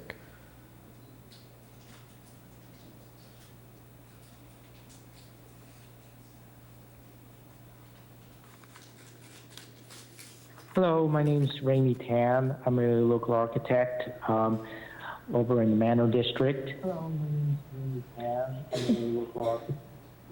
And I'd like to comment on the project. I work with structural engineers, and there is a way to build on these steep hills. You do have to drill piers, as JC Engineering was mentioning, and there's typically those piers go down the bedrock, and that usually stabilizes the building. So it's really important that the if this project is approved by the City Council, that the Building Department takes a very close look at the foundation works on this project to make sure that, it does meet all the structural requirements, that the soils engineers have looked at, reviewed the foundation, and, their site inspections both by the soils and the structural engineers to make sure that house stays on the hill. And, the engineer is probably correct that, putting those piers down will, help stabilize the top of that hill. So, but it has to be done right, so that's super critical. The other thing that, seems to be important is that path that links the neighborhoods on the other side of Sharp Park down through Talbot. And I'm glad to hear that the Murphys, would allow people to, cross over their land and keep the path active. And, perhaps, maybe a good idea to make that a condition of approval. You never know, people have life changes, and sometimes the properties may be sold, and the subsequent owner may not allow that, which would be, a shame. But if it, put into the title as part of the condition of approval, then, we can have that path. One thing I did notice reading through some of the letters, there was a concern about the fire safety, so I want to make sure that, that is addressed as well, because it is on the steep hillside, and want to make sure that, the occupants of the house and their surrounding neighbors are safe, and the fire department can get to all aspects of the house to address a fire issue. Okay, thank you. Thank you. Thank you, Rami. Our next call-in listener is the numbers ending in 9889. 9889. Please press *6 to unmute yourself and state your full name for the record.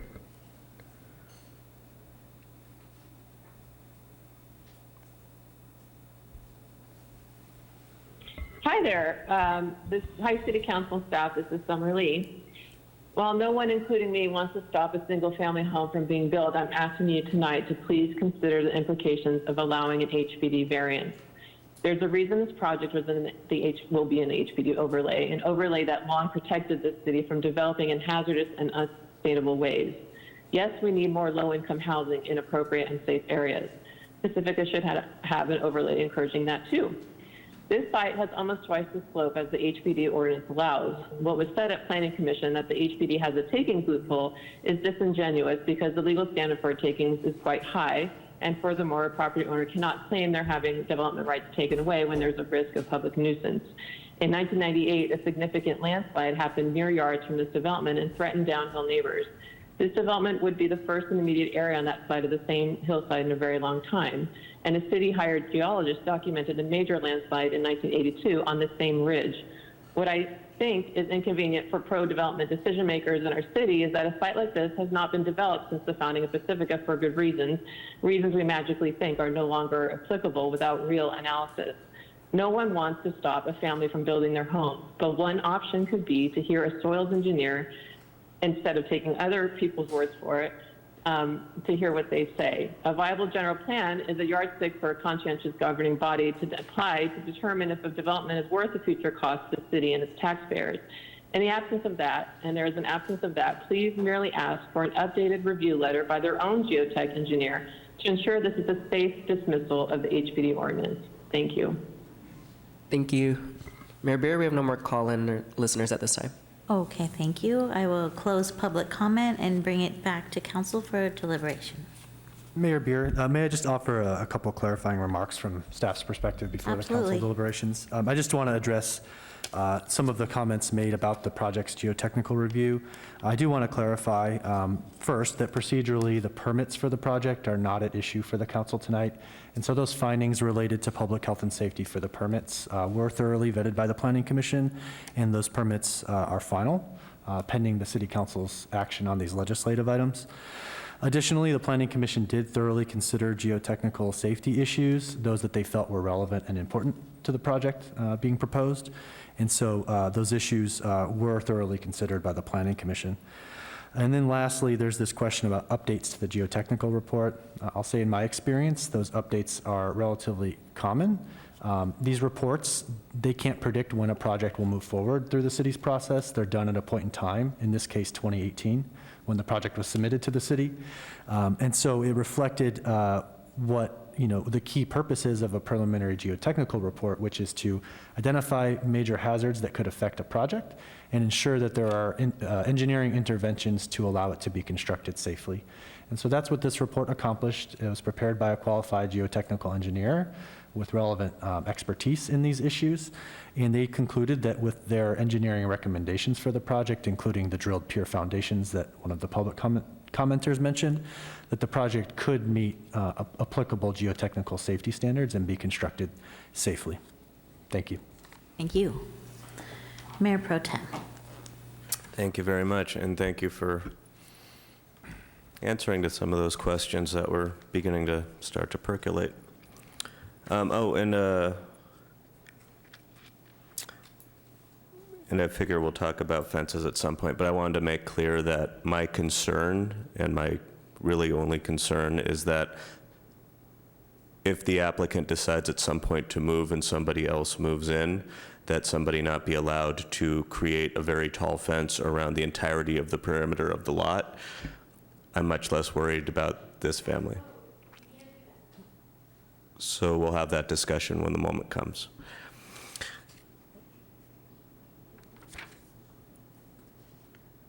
Oh, and then the other question I had for Mr. Murdoch, one of the commenters referred to the gentleman who came to the last meeting to speak, and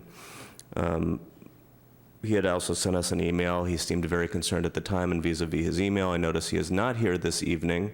When I spoke to you earlier, it sounded like you had, as well as the neighbor, spoken to him. Can you report out on that conversation, please? Correct. So the day following the March 14th City Council meeting, I met with Mr. King at the city's planning department. I printed him information that showed the drainage design for the project to demonstrate how no water would be drained towards Moana Way.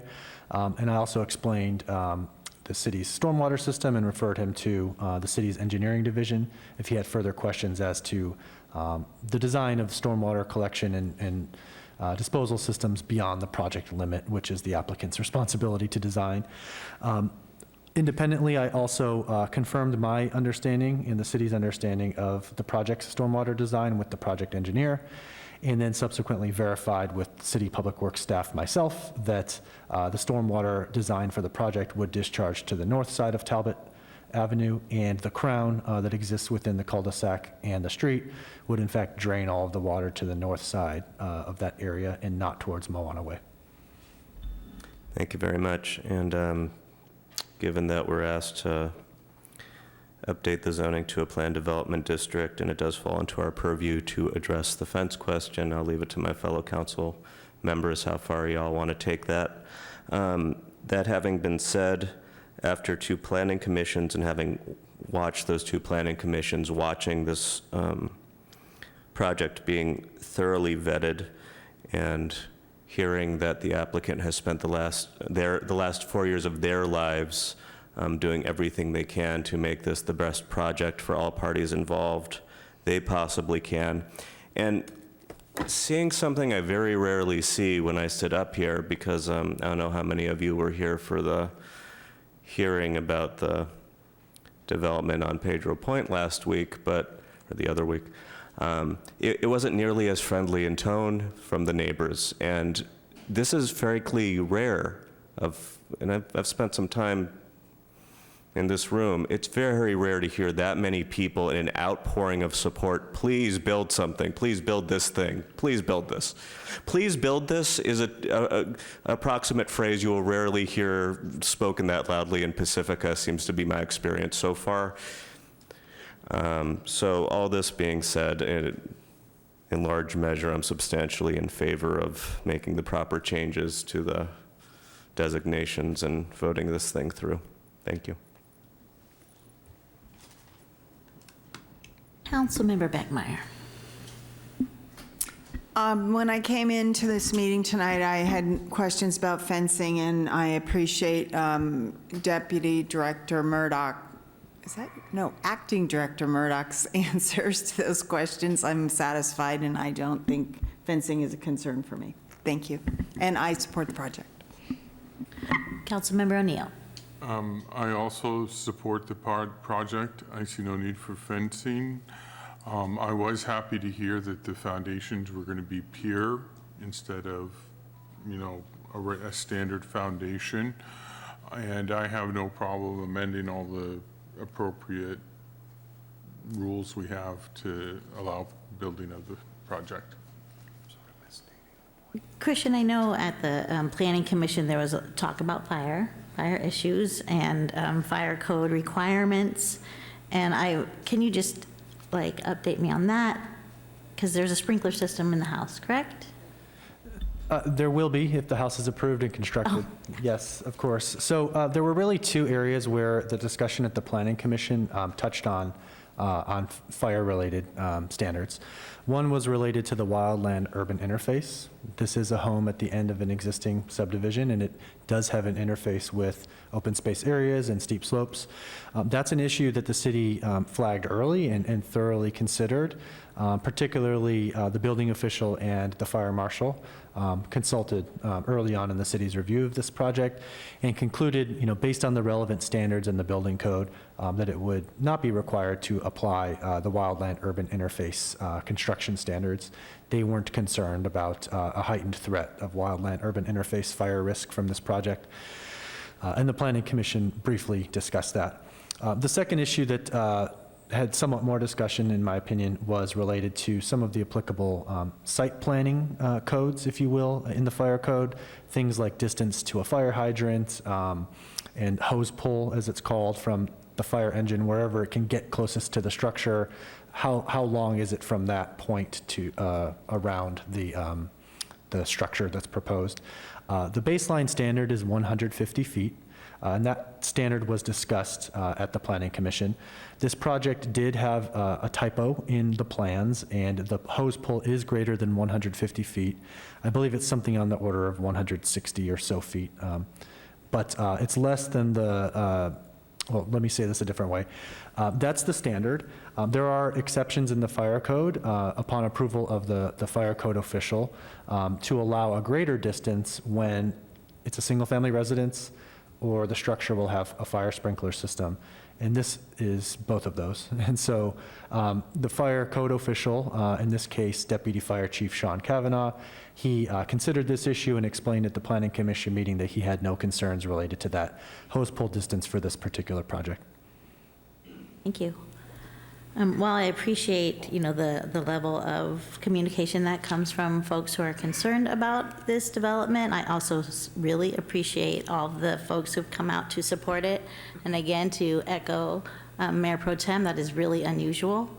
And it says a lot about what your neighborhood desires. And I think most of the time when we are looking at developments, the desires are for them not to build, right? And so we hear a lot about that, and we listen carefully to the people in our neighborhoods. So thank you so much. I'm ready to vote. Fences don't really, I think we had the answer to the question for the fences. Indeed. Move to adopt a resolution to approve the general plan amendment GPA-100-21 and to introduce, waive the first reading, and read by title only, an ordinance entitled, an ordinance of the City Council of the City of Pacifica approving rezoning RZ-201-18 and Development Plan DP 7918 to establish a planned development zoning district with development plan at to be determined Talbot Avenue, APN number 016270-110. And I think I'll be welcoming the Murphys to Pacifica. I'll second.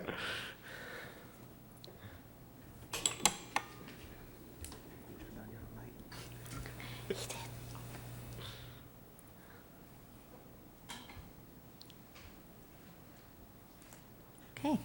And that passes with a vote of 4-0. Councilmember Vaterlos was recused. We could go get her now. Come on in, Sue. Okay, we've had a lot of clapping in here tonight. Okay. Thank you. Thank the applicant for their patience working through the plans and their interaction with all the neighbors. Okay, we are on to item number 6, the discussion regarding updates to the park development impact fee. We have Sam Bautista coming up to speak with us.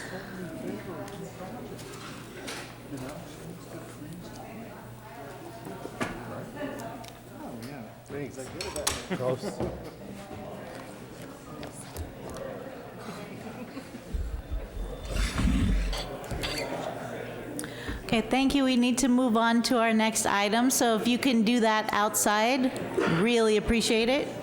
Oh God, this is like. Is it very warm or very? No, it's like very. I'm like sitting on like the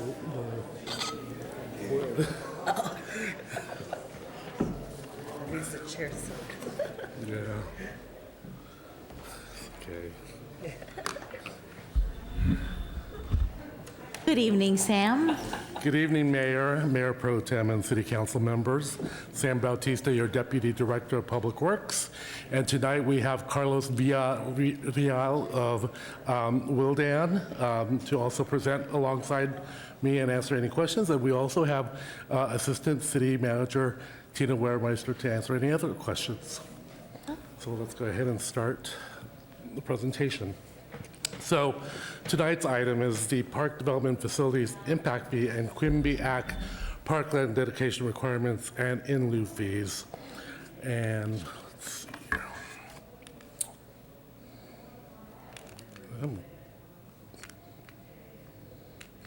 Whoops, there it goes. All right.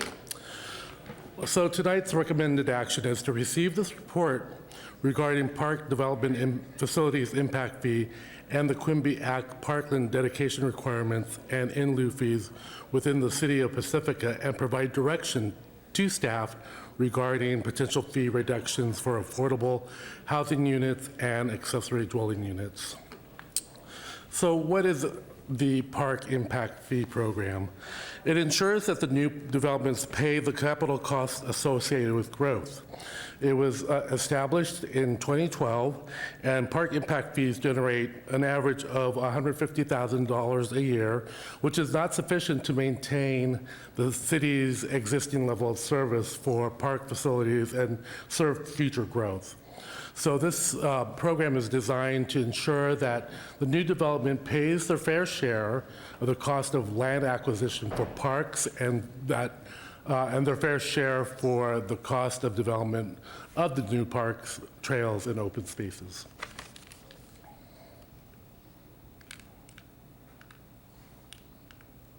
Come on. Oh. There we go. So the city imposes the Quimby Act fee and the Mitigation Fee Act fees depending on the type of development.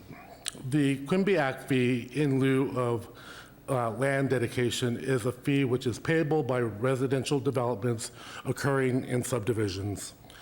The Mitigation Fee Act fees actually has two components. The first component is for land acquisition, and that's payable by residential development not occurring in subdivision. The second component is for parkland improvements, all payable by all residential developments. The development project pays either the Quimby Act fee in lieu of dedication or the Mitigation Fee Act fee for land acquisition, but not both. The Quimby and Mitigation Fee Act land-related fees are the exact same amount, and everyone pays the Mitigation Fee Act improvement fee, therefore the total fee is the same for everyone. Those subject to Quimby can dedicate land instead of paying the fee, in which case they would still be responsible for the Mitigation Fee Act improvement fee.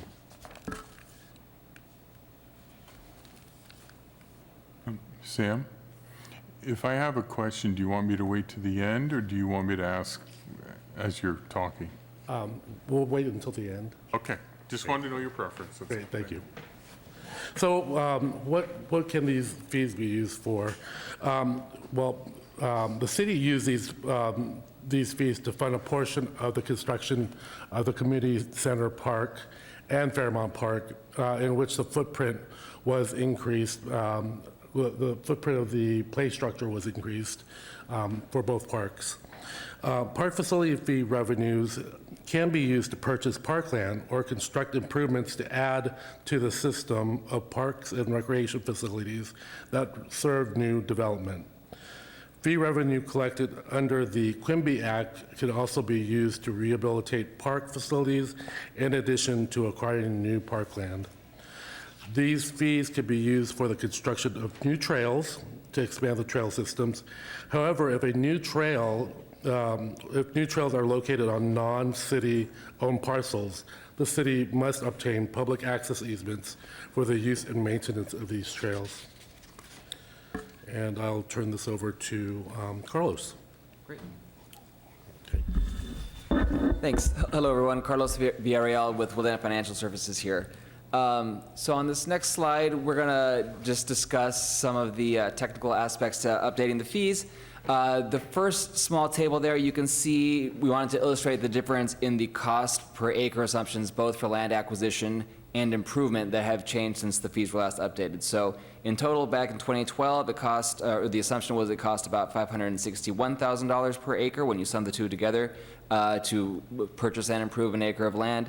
Now that figure is up to almost $2.9 million based on the real estate cost in the city and the construction costs. The next table there is just an excerpt from the report that shows some of the math behind the calculation of the fees. We know how much it costs to purchase an acre of parkland. We know what the city's standard it would like to maintain is. That's 5 acres per 1,000 residents of land. And we can multiply the two together to get the cost to serve 1,000 residents. We do that both for land and improvements. As Sam mentioned before, the land fee would be charged for subdivisions under the Quimby Act and the Mitigation Fee Act for everyone else. And that cost per capita, the resulting cost per capita would be the same in either event. And the improvements fee would be charged to everyone. So at the end of the day, you sum the cost per capita for the land plus the improvements portion, and it comes to $14,475 to serve one person at the city's existing parkland standard. Next slide, please. This next slide here shows the maximum justified fee schedule. Of course, the city can adopt any fees up to this, but this is the maximum justified fee schedule necessary to support that 5 acre per 1,000 residents of land. So if new development pays fees at this level, it will ensure that the city will maintain that 5 acre parkland standard. Next slide, please. This next slide here just shows a little bit more of the math behind the fee schedule that you saw in the previous slide. If you look at that third column, the total cost per capita, which I already outlined how we calculated that, that figure is multiplied by the density in terms of the residents per dwelling unit. And we calculated the density with data specific to the city of Pacifica, so we could estimate the number of folks living in each residential dwelling unit. Multiply those two together, and that gives us the fee per dwelling unit based on the number of bedrooms in each dwelling unit. The difference between the total fee per unit and the fee for the next number of bedrooms is the incremental fee per unit. So if someone were adding a bedroom to their home, they would pay that incremental fee, and that would capture the impact of the additional service population accommodated by the additional bedroom. Next slide, please. So in this next slide, we wanted to give you some context, some regional context for how the fees were comparing. You can see there highlighted in green the maximum justified Pacifica fees, and this would be for a 4-bedroom single-family unit. Of course, as you saw in the last slide, the fees scale based on the size of the home. So if we were to compare a different size single-family unit, the results would be slightly different. Based on the results here, you can see that the city's maximum justified fee would fall within the range of some of your neighbors. We're also including in this table the level of service. I know this was a question that was asked the last time we presented before you all. What level of service is being funded by these fees? So as you can see, that ranges between about 2 acres per 1,000 in San Mateo all the way up to 5 acres per 1,000 in several of your neighbors. I just wanted to know one thing, Half Moon Bay, they seem to have a particularly low park impact fee, but they do require land dedication on top of that amount. So that fee is only for the improvements, and everyone else has to, dedicate land at that 5-acre standard. So that would be a considerable cost, but it just wouldn't be captured in the fee that they would pay. So I just wanted to clarify that. Next slide, please. Oh, and I'll hand it back to Sam to discuss this. Great. So at last meeting, it was discussed that we received direction from City Council to look into fee reductions for affordable housing units and accessory dwelling units. So we, with help, we did research this, and we found that many cities have reduced fees for affordable housing. The city of Fremont and the city of San Jose charge park impact fees for deed-restricted affordable housing at 50% of the maximum justified rate. Palo Alto exempts all impact fees for 100% affordable housing units, and as our consultant did an analysis and determined how affordable housing fee reductions would affect the projected fee revenues.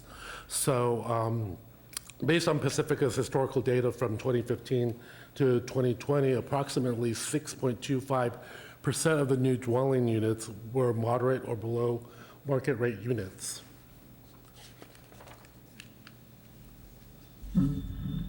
So yeah, I'll just give you the highlights of the analysis that we did to try to estimate what a fee reduction or a fee exemption for affordable housing units might look like. So as Sam mentioned, we took a look at the development that had occurred in your city in the last 5 years or so, and that the number of units that were moderate or below units were 6.25% of total units built. So using this as a proxy for what you might expect to see in the future, we estimated that 6.5% of the future units might also be moderate and below units. So for the fee program, based on the other assumptions in the study, we had projected about $31.6 million in fee revenue through 2040. So if 6.25% of those units were exempted from the fee, so 100% fee exemption, the city would be giving up about a little less than $2 million in total park impact fee revenue.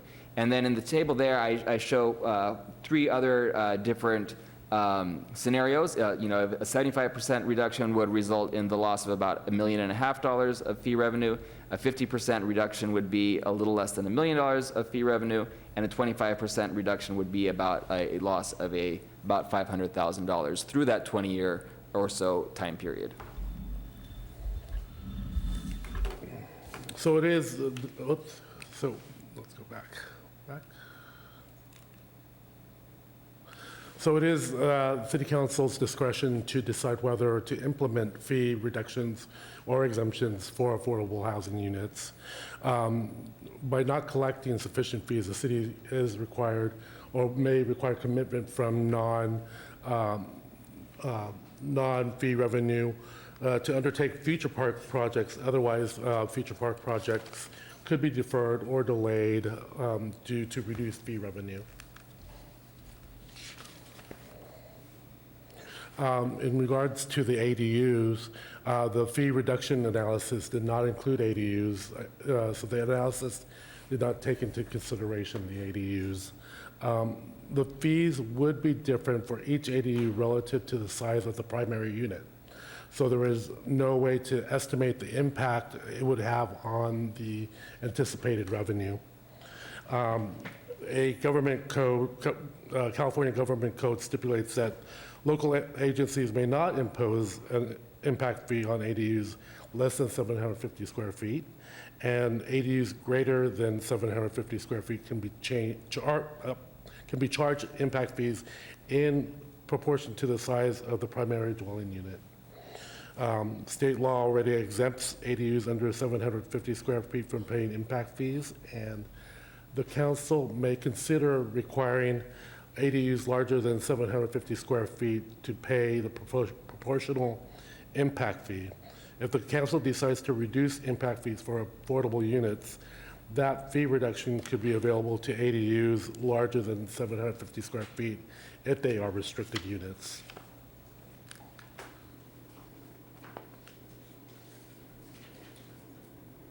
So staff is seeking direction from council on whether the park development facilities impact fee and the Quimby Act parkland dedication requirements and in lieu fees should include reductions for affordable housing units and/or ADUs.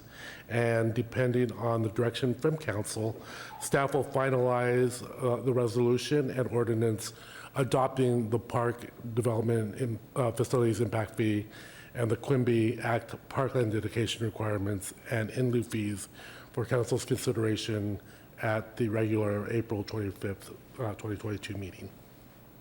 That concludes. Thank you very much. Do we have any questions from council? Councilmember O'Neill. Okay, in the very beginning, you mentioned subdivisions, okay? And what's the state's definition of a subdivision? Is there one, or is a subdivision considered Lindemar a subdivision? So is it existing, or is it only new subdivisions? That's a good question. That might be a better question for the planners, but my understanding is that the Quimby Act is a portion of the Subdivision Map Act. So whenever a land subdivision occurs, then properties within that subdivision would fall under the Quimby Act. But I think a planner might give a better definition than that. Typically, the Quimby Act fees are paid at time of the actual subdivision. So when a property is subdivided with the map. So you're right, Lindemar is a subdivision, or various tracts of Lindemar are subdivisions, but new homes or additions built within those would not be considered needing to pay the Quimby Act fee. It would just be the other fee, the impact fee. So a Lindemar rancher that's now 3-bedroom, 1-bath, if I just want to be sure I understand it or clarify it. Okay, so let's say they add a second story and they add 2 more bedrooms. They're not going to be paying these impact fees? Oh, they would pay the additional impact fee per bedroom. Okay, yeah. okay, that's what I thought. Wanted to clarify that. Yep. Okay, now in regards to SB 9 and 10, SB 10 fees, are there any restrictions in regards to these fees and park and lieu fees and stuff I don't exactly know what this one means because I don't think the city attorney's told us, but the 830 right to build law, does that have any impact on Quimby fees? Not that I'm aware of. I don't know anything in that legislation that deals with the ability to impose impact fees. That legislation really is aimed towards encouraging approval of housing units. It's not really related to the fees or the costs associated with those approvals. Okay, because I mean, you would know better than I, because I would think fees are one of the things that could be onerous if a guy wants to build something. So I would think that's correct. 830 may address that. Keep in mind that the legislation that we get from the legislators is usually not all encompassing. So okay. This is the legislature's not only attempt, but an attempt to address housing construction and building. It was not an attempt to fix all of the issues associated with the lack of housing. Okay, that's good news. Wow, okay. They left a fee for us to charge. And SB 9 and 10 now. So, and I wanted to ask, bedrooms is total per unit? Okay, so if a guy's building an apartment building, 2 bedrooms in each unit, and it's 4 units, that's 8 bedrooms, right? You would pay the 2-bedroom fee for 2 separate units. Okay, so each unit would have its own separate fee, okay? Correct, yeah. And you had mentioned proportional impacts for units greater than 750 feet. Can you explain how that would be assessed? Yeah, so the state is actually the folks who mandate how ADUs need to be charged. And so anything less than 750 square feet is not charged a fee. And then for anything greater than 750 square feet, you take the square footage of the ADU and you compare it to the square footage of the primary unit. So if the ADU was, say, 800 square feet and the primary unit on the lot was 1,600 square feet, then the fee would be 50% of what the fee for the primary unit would have been.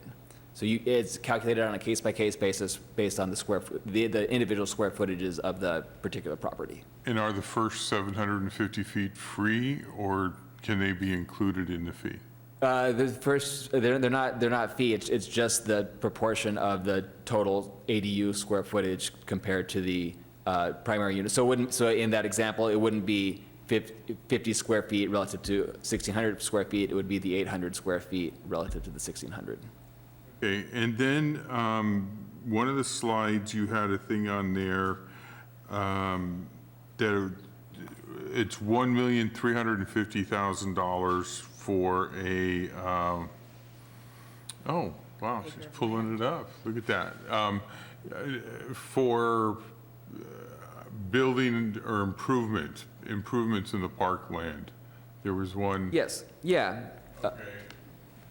What is $1,350,000 an acre buy you? Because I see the parkland cost is to purchase is 1.15, and the improvement is another 1.3. Yeah. Is that just lawn, or is it playground equipment, exercise equipment? Yeah, so, and I'll let Sam jump in on this as well, but that is the standard cost to improve a park acre, and it's based on data that we got from some of your neighbors.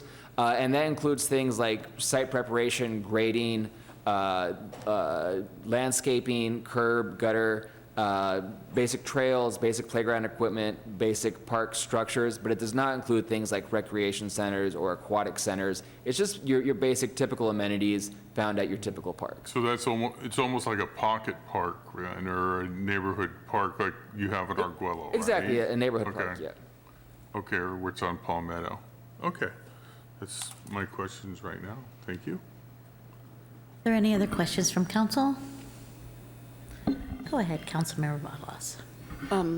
Councilmember O'Neill asked about SB 9, but I didn't really hear what the answer is, because that's an actual subdivision of 2 lots. That's what I wanted to get to. Okay. Okay. So it's subdividing the lots, so now you have a vacant lot that wasn't a vacant lot previously. Right, so my understanding of SB 9 is that it does not prohibit a local agency from charging, their local fees as adopted by council. As a matter of fact, what I'm looking at here is that may have been how they justified that this was not an unfunded mandate, because we can still charge our fees. Okay. But if it's less than 750, we're prohibited from charging. That's only for an ADU. An ADU is different than an SB okay. 9 unit. Okay. Split hairs, don't they? The big difference, you'd have to consider what you were doing ahead, whether you wanted to just put an ADU or do the SB 9 and split it. And what's the maximum size we allow for an ADU? I'd have to look that up really quick. Is it 1,200?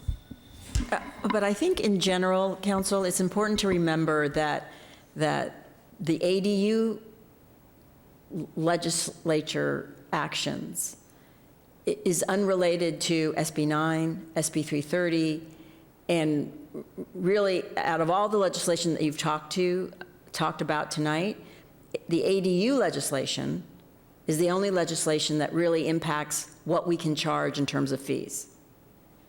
Those other land use construction type, for lack of a better word, legislative actions, SB 9, SB 330, really do not impact a local agency's ability to charge fees or costs. And for a detached ADU, it is 1,200 square feet. Okay. Thank you. Any other questions?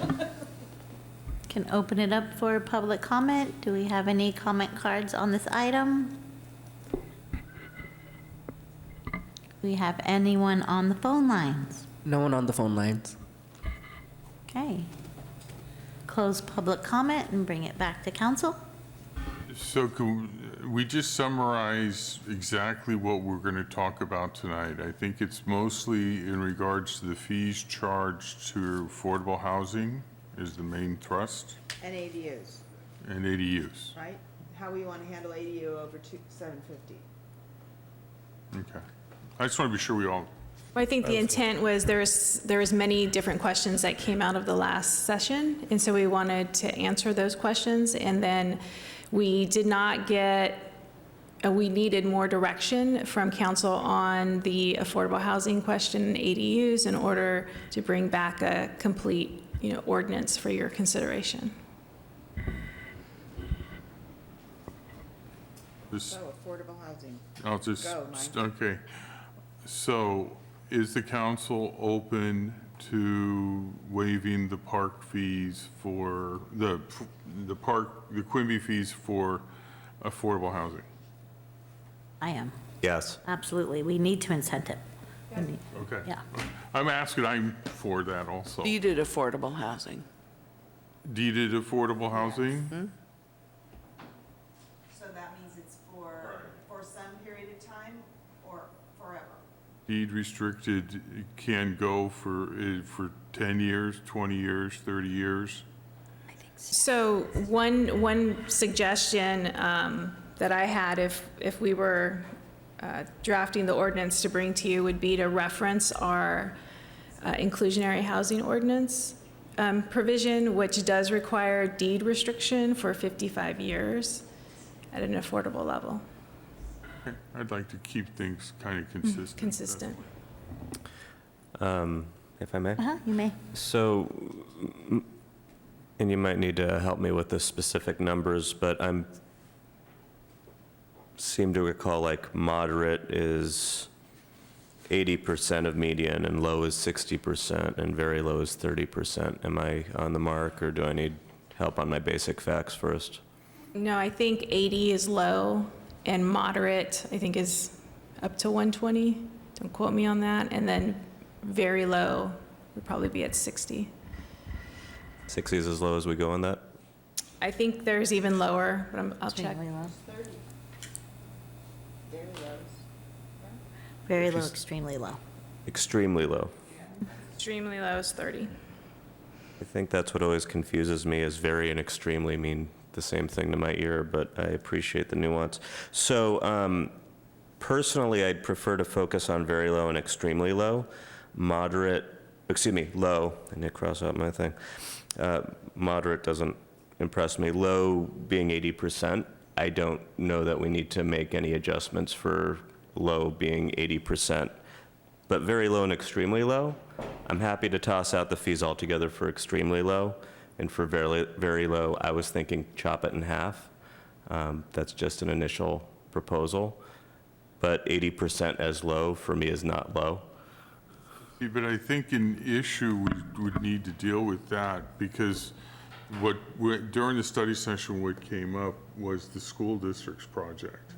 And they are, they are still they've committed that those ball fields are going to stay there. So how do we allow them, being they are that land's going to stay soccer fields? In addition, the financing of that has changed, okay, that of the 70, the last thing I talked to, and I did confirm this with somebody, was it's 70 units, but because of the financing, they are going to have some market rate units that will actually subsidize the lower costs for the teachers, who a lot of them are 60% AMI, especially first-year teachers. So 60, we're talking about very low now? Right, Okay. right.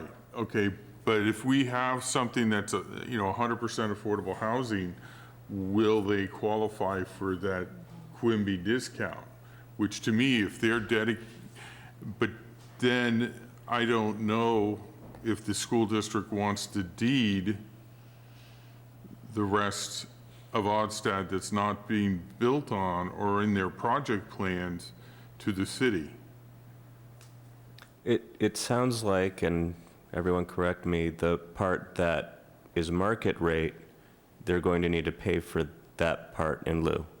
But the only reason they're doing market rate is to subsidize, because if I remember right, when we talked about this, we were looking at a park for, when it was 100% affordable, we were looking at a park fee of somewhere around $1 million.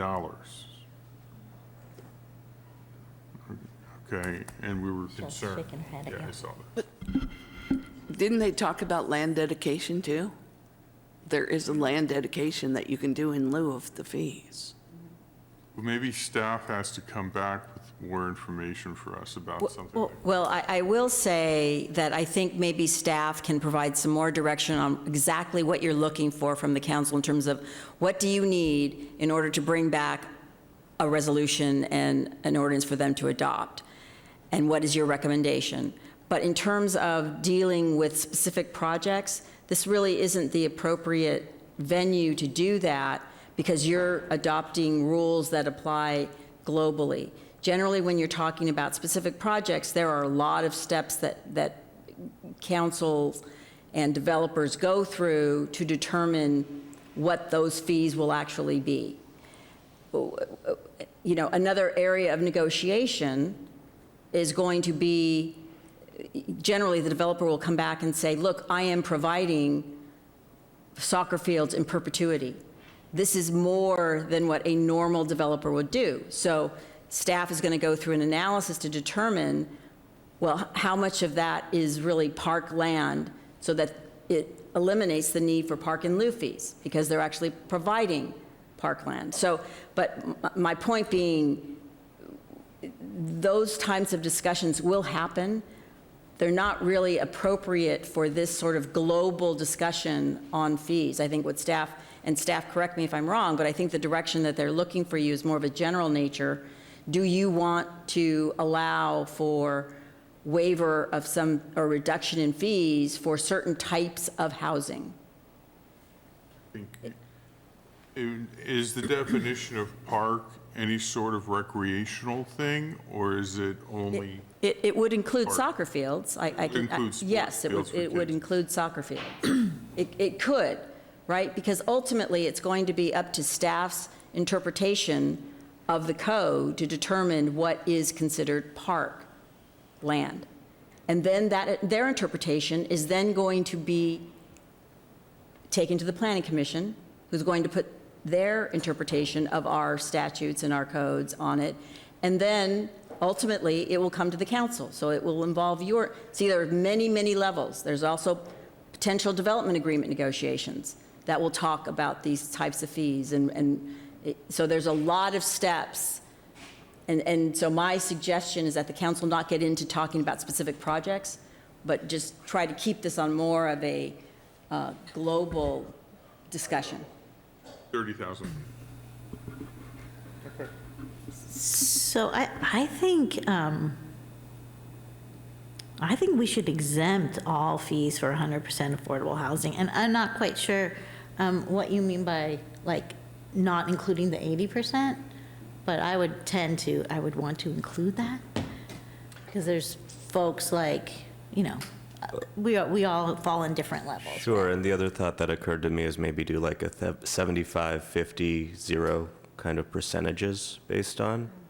So if it's a low at 80%, then we could say, okay, 75% of the fee. Whereas very low, we'd say 50%, and extremely low, we can make it 0. I'm saying there's wiggle room to play. Right.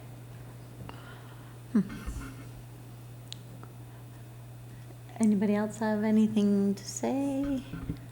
I am in agreement with Mary that we need to have a significant discount for affordable housing as an incentive. And think for staff's purposes, it would be sensible to have a percentage, but I don't know. Is it something we would leave to staff's discretion, or do we want to designate it as a, what do you think? I think You staff. say 100% for everything. I mean, that's what I would lean towards. So But I think there's a lot of different percentages going on. So there's the percentage of the fee that you may or may not want to reduce, and then there's the percentage of area median income that you want to consider eligible for the reduction. And there's one more percentage that we were talking about, but it's slipped my mind. So we just need to maybe go through these kind of, and then there's the difference between an ADU and an affordable unit, if there is a difference, I don't know, but in your mind as far as implementing this fee. And I might add, I mean, the real policy balance here is we're talking about real fee money for parks maintenance that the city doesn't otherwise have, right? So that's you want to incentivize affordable housing. You maybe want to the most incentive be towards, very low affordable housing. Extremely. Medium incentive, maybe you want to consider medium incentive for the moderate affordable housing. But again, remember that we're talking about maintenance dollars or dollars to purchase land and create parks that we don't otherwise have. So, and that ideally, in the future, our rate of building affordable housing is going to go up. The percentage, rather than just 6%, will be a higher percentage. We don't know, but that's part of the goal. I'm not sure what our RENA allocation percentage for affordable goal is. And on that one chart in the report, the 25%, 50%, 75%, 100% gives you the relative dollar amounts based on that low 6% goal of affordable housing being built. So just to clarify sort of that policy balance that the council is striving for. And I was actually trying to capture some of those dollars by making it tiered.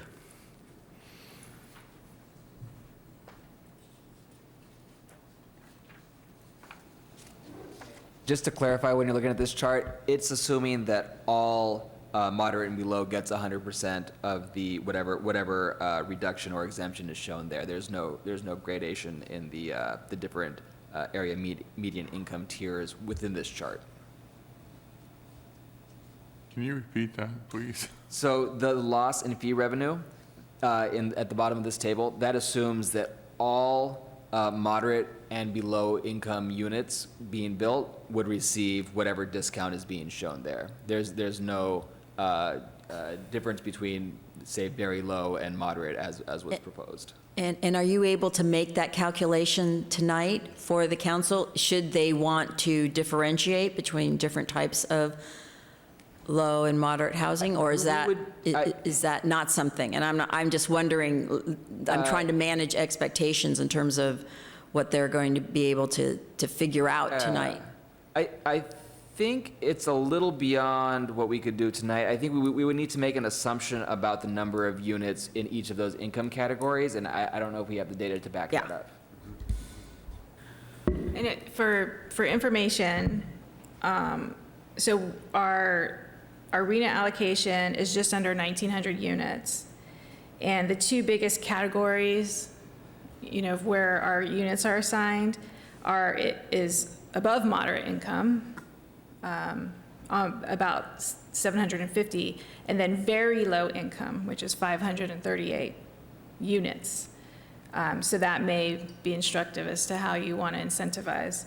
So, and then the way that ABAG has presented this, very low income is less than 50% of median, and low income is 50 to 80% of median, and then moderate is 80 to 120%.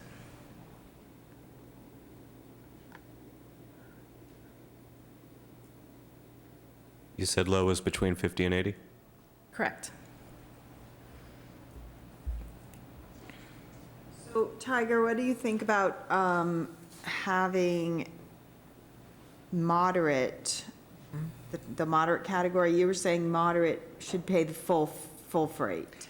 That was my initial thought, but if we want to see a reduction, I would recommend going to like 75% rather than, That's what I was going to suggest. because what I'm trying to accomplish is to really incentivize, especially the very low. Me too. And then I can see incentivizing the low also, which is why I put that at 50. Yeah, that's what I just wrote down too. I wrote 0% for very low and extremely low, 50% for low, 75% for moderate. I'd be okay with 75 for moderate. Think, Sue? I was doing numbers too, and I was looking up what the variables were, and I agree, 0, 50, 75. You okay with that, Mike? Yeah. And then exempting the inclusionary units. And accessory dwelling units? All ADUs, even above this, well, obviously 750 and below is already. Is already exempt. So you're saying exempt the rest? How about 50% for ADUs above 750? Because I do see that that's where the most number of our housing units are being built, and they're not always low income, but because they're smaller, they're generally lower cost. Naturally lower. So the nomenclature used in the staff report is for restricted ADUs. And I'm totally in favor of cutting it to 50% for restricted ADUs. So deed restricted affordable ADUs? That's a suggestion by staff, but it's not a requirement. If you wanted to provide the reduction to any ADU, How would that can be done as well. How would that be enforced? You know what I mean? I mean, so, It would be enforced. We can enforce it. It would be deed restricted. Yes, it would be a deed restriction. It would be a condition of approval. It would be enforced. That's not an issue. but what do you do to the landlord that violates it? I mean, can you throw a lien on the house? Do you know what I mean? That's what I meant by enforcement, is what's the fist to make them do it? Well, it's a legal obligation. It's a condition of approval. They're violating their permits, just as if anybody else, any other homeowner who violated a condition of approval, it would be up to staff to enforce it.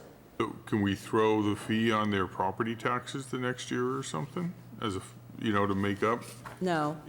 You know what I mean? If you've deed restricted and said you have to do this, you don't, you all of a sudden see it advertised on Airbnb. And they would be prohibited from doing that. But so we'd have to find them, locate them, and then tell them that that is not allowed. And it wouldn't be allowed because it would be on the deed. I'm okay with the idea and the concept. I'm just really trying to figure out, get my hands around how would it be enforced and how would we eventually collect our money? Just to clarify. Well, you would collect your money before it was constructed. The outset from the fee. But Yeah. what he's saying is you'd collect more if it was a full market, not a deed restricted so that it was for affordable. Yes. Sounds like a fine That's to me. true. I don't think you collect the money. So I think the deed restricted ADU should have 0% fee. And then the ones that aren't and are above 750, then we should do 50%. Like, they still need to be incentive. They still need to have incentive. But the deed restricted should be full incentive. Regardless of the size. Yeah. So remember, under 750, no impact fee can be charged. So above 750, then the same kind of tiered question applies for those that are deed restricted. That was going to be my next question, is when we're talking about deed restricted, are we deed restricting them to the same tiers of medium, low, very low? Tina, is that how the deed restrictions? This is at your discretion. So if it's deed restricted, we could, you're already saying any ADU would have a 50% reduction. And then do you want to say moderate, low, very low gets 0? Or do you want to say only low and very low gets 0? My introductory offer would be to do the exact same thing we just did, where if there's no deed restriction, make it 100, and moderate 75, low 50, very low 0. I would want to do the exact same thing we just did with the other, and that, whatever everybody else thinks. Would certainly make things easier Yeah, if it was consistent across the board. Actually, what there is a very large shortage of in San Mateo County is Section 8 housing. Do we even want to, the waiting list for Section 8 housing now is something like 3 years.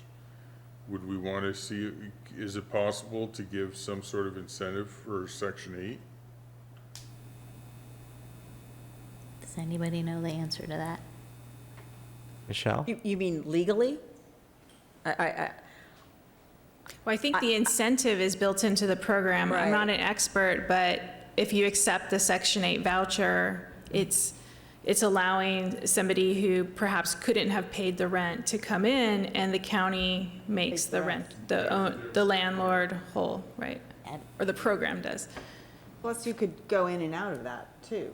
And Section 8 housing has nothing to do with, is it low, moderate, it's just. Trying to think of another category of low income housing. I would think, I think you have given direction to staff. I think the questions that you have in your mind about that distinction or tiering concept, that raises questions in my mind, and I'm sure staff's mind as well. But I think that staff has probably gotten enough direction, unless, I haven't heard anything from staff otherwise, and speak up if you need more direction. I'd like to clarify. But my suggestion is that you give these general parameters, right? Because we're not asking you to adopt anything tonight. We're asking you to give us direction so that we can go draft something for your review and adoption. We may come back based on this direction and say, we heard you, but in actually drafting these exemptions or waivers or reductions, we noticed other things, and you may want to consider this. So this is a fluid discussion that is not going to be completed tonight. And I think we just need to hear from staff, what more direction do you need in order to bring back a final staff report for approval? So before you respond, Mike, regarding Section 8, essentially, it's up to the landlord whether or not they're accepting the voucher. It wouldn't be up to, so their unit could be market rate, but then someone has the voucher, and so they're getting money from whatever the agency is, and only paying the very low rate, but the landlord's getting the full deal. It's just that it's up to the landlord whether or not they're accepting it. I don't know that there's anything we can do to incentivize the landlord more than what already is being incentivized by the government, saying if you accept the voucher, you'll get the full amount that you otherwise wouldn't have gotten because this person can't afford it. Right. But I was just looking at severely impacted our seniors and Section 8, there's very little housing for that. And I was just wondering if there was something we could do to incentivize it, that's all. We can't, we don't, Right. But I just have, before Tina clarifies her question, I just want to check with Mary about the ADU piece. I first heard all of them from you, and from Tiger, I heard tier it the way we tiered the other thing. What is your feeling? So my feeling was the deed restricted should have full incentive, 0%. And then I thought that any other ADU should have 50%, but I'm willing to talk about what you said makes sense to me, to have it across the board. So, do you get? But I would like to exempt the inclusionary units, too. You mean the BMRs that are created, because they are by definition affordable units, these would apply, these reductions would apply. Okay. So I still am not sure if I've heard a consensus on what are we doing with the ADUs over 750? Oh, I thought it was, If they're deed, if they're I heard deed if they're deed restricted, restriction. 0, 50, and But 75. at what level? It could, there's 3 different levels it could be deed restricted. So any level, moderate and under? So we were going to keep it consistent with the other one, is I think what Sue just said. 0 for very low, 50 for low, and 75 for moderate. Okay. And I hear On the larger ADUs. We've got 2 head nods. Do we have any more head nods on this side? Sue, Mike, Mary, are y'all good with that? I was going down another road. Okay. The way these fees are structured, you are almost creating a disincentive for family affordable housing because it's based on bedrooms. But you know where the big, if I'm remembering, the big thing came at 2 bedrooms, right? Wasn't the big There's fee the like big jump. 12,000 at Yeah. 2 bedrooms? Yeah. So that's, it's not even at the higher numbers. It's already at 2. No, I'm just concerned because we have 4 senior housing projects in Pacifica, but 0 for family affordable. Yeah, I know. So I agree with that. I really do. I mean, But I don't know how you would structure it to try to correct that. That's why the lower the affordability, the lower the fee is what I'm proposing. but even 50% at low, that's a lot. The way I'm looking at it is. Maybe it could be 25% at low, and then 50%. You know what I mean? Like, we got to include that low in there because we need it. And so, No, I'm not arguing against that. Oh, I just, no, I'm not arguing against that at all. I'm just concerned about the lack of family housing in town. Yeah. That affects the school district funding, and I'm just concerned about gentrification in the community. me too. I'd be okay going down to 25 for low, but I'd want to keep 75 for medium, the 80%. But again, this is park maintenance too. I know. That's what you're cutting off your nose. And I'm trying to rain on your parade here, but, you know, I think let staff come back to that. No. Yeah, I think we should let them come back with what. Do you have enough that you can figure out what we're all wanting? I think she's looking for a consensus, so 3 of us to say that those tiers previously discussed are altering those tiers if we don't have at least 3. We had 3, I thought. Didn't we have 3? So do we have, so the latest direction is that for low, it would be 25%, and moderate, it would be 50%. I'm looking, and to apply that as both to, a standard kind of affordable unit, but also ADUs over 750 square feet. Yes, it is. It is, My original was 75, 50, 0.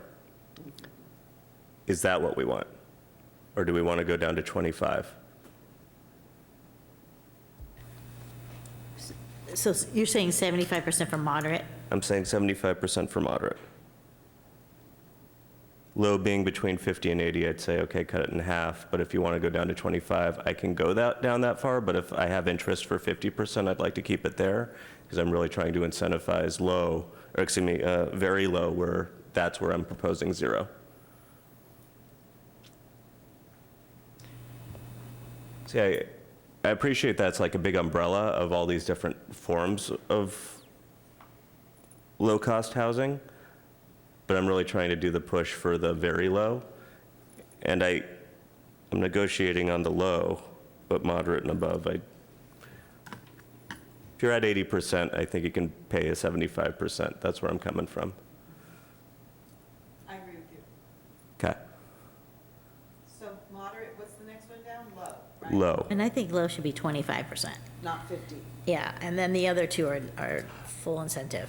How about that? I have a proposal, because as we discussed earlier, we don't have the numbers in front of us, and Yeah, that's maybe true. that's hard. Can you come back with what the two versions would be? And I'm just talking about the low, the between 50 and 80. Can you give me a version of what it would look like at 25%, what would look like at 50% when you come back? And are you just talking about the ADUs? Or No. you're talking Oh. about all of them? I think we're talking about all of them. all, yeah. Because we were talking about keeping them the same. Right. Yeah, I can estimate what the loss in revenue would be under those two scenarios with the caveat that we would have to make some assumptions, but we can be explicit about what those assumptions are and Okay. get that information to you. So we're going 0 for very low, moderate and above the 80%, we're doing 75. And then between 50 and 80, we just want to see the difference between the numbers of 25% and 50%. Can do. Thank you. And I just wanted to make one clarification on the ADUs, because it was mentioned that these would be conditions of approval, and so the ADUs are not discretionary anymore, and so we would be bringing back an ordinance that would, allow staff to implement this deed restriction process before a building permit is issued for the ADU. Cool. So just to clarify that, so it's clear. Do we need a time check? It's 10:35. Yeah, we do need a time. I move that we extend till 11:30. Second.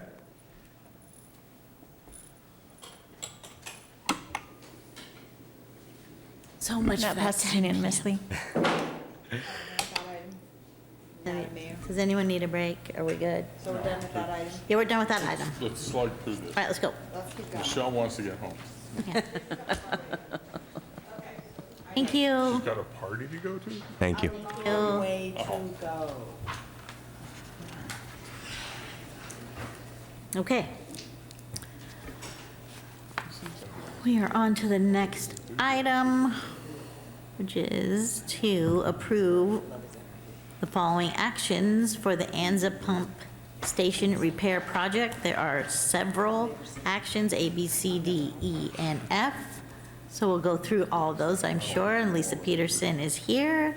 So thank you for being here, and Nelson, thank you. Good to see you again. Thank you very much. Good evening, Mayor Pro Tem, and council members. Lisa Peterson, Director of Public Works, and with me tonight we have Nelson Slater. He is our wastewater senior engineer. And yes, so before you, there are a number of recommended actions from staff to council related to the Anza Pump Station Repair Emergency Project. And I'm going to get into those in a minute. There's a number of them. But I first wanted to go through very quickly just some history for folks who may not know that the Anza Pump Station back in March of 2020 had a catastrophic fire event that happened. And during that catastrophic fire, there was a number of things that were damaged at the Anza Pump Station. This included things that were just damaged and completely destroyed, such as the pumps, the engines, the electrical system. There was damage to the roof and also to the bathrooms. So right after that happened, we did have a proclamation of local emergency that was declared so that we could move immediately forward and start doing some repairs to the Anza Pump Station on what we could. And as council knows, at the first meeting of every month, we come back and request that council continue that Anza proclamation of emergency so that we can keep working on it efficiently, and that would stay in place, and we would keep doing that each month until the work is actually finished. So since the fire, council did approve a number of actions already related to the Anza Pump Station. And one of the first ones, of course, was we had to try to get a temporary system in place there so that we could make it through the rain events in the city. And what happened is one of the pumps wasn't completely damaged. We were able to repair that. That got connected up with a rental engine Herc from Herc Rentals, and that's actually what's been getting us through our storm events here in the town since the fire. Additionally, council also approved the purchase of one pump and approved the purchase of 2 engines. They approved the repair of the bathrooms and approved a design services agreement with Schaff and Wheeler in order for them to develop the plans and specifications for that very major repair project. And when those plans and specifications were put together, staff was able to go out and solicit some bids from contractors that were qualified to do the work. There was a big effort to look for qualified contractors. I think council knows that it is a very busy time right now in the construction industry. We were able to find 2 very good contractors that are qualified that were willing to bid on the project, which was great. We worked with our insurance adjuster, which is Plan JPA, on those bids that we received. And we are ultimately recommending to council that council approve a construction agreement with the low bidder. And I'll talk about that in a minute. It's important to note that this is was a disaster, so we are asking and working with the insurance company on these costs that are related to the project. We will be submitting all of these costs in to Plan JPA and expect to be reimbursed for, everything that is related to the fire damage. So then to get into the actual actions that we're asking council to do tonight.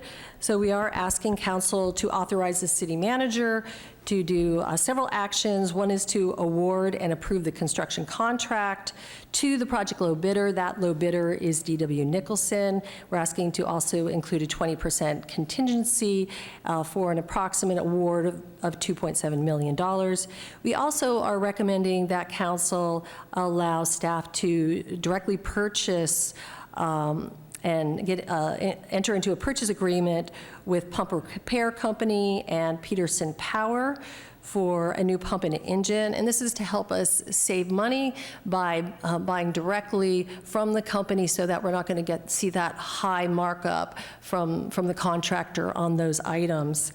And the cost related to this would be for the pump about $228,000, and then for the engine about $326,000, including the contingency.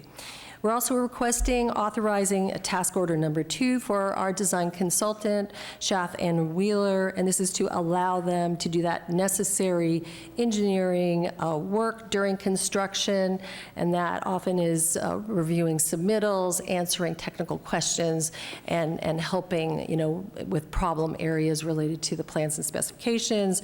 And that total cost for that would be $105,630, and also to execute an agreement with Girardelli and Associates for the construction management for $242,660, and that would be under task number 1. And again, it is important to remember this is an emergency project. Time is of essence, as is basically highlighted from the flooding that we saw in Lower Lindemar during those recent storm events that we had. So we are asking council to go ahead and approve those actions that are part of the report, and both Mr. Slater and I are here to answer any questions that council may have. Thank you, Lisa. Is there any questions from council? We go to public comment. Oh, sorry. No worries. Ben. No public. Just a very quick, easy one, because I already heard you say it, and I read it, and I just want to reiterate it. Of the $3,726,320.36 we're talking about tonight, we're authorizing payment of approximately $235,000 because insurance is picking up the rest, correct? Yes. Thank you very much. Okay, I'm going to open up public comment. Seeing no cards, is there anyone on the phone? Josh? Yes, Mayor Beer, I have a call-in commenter with the last 4 digits, 3097. 3097, please unmute yourself by pressing *6 and state your name for the record. Thank you.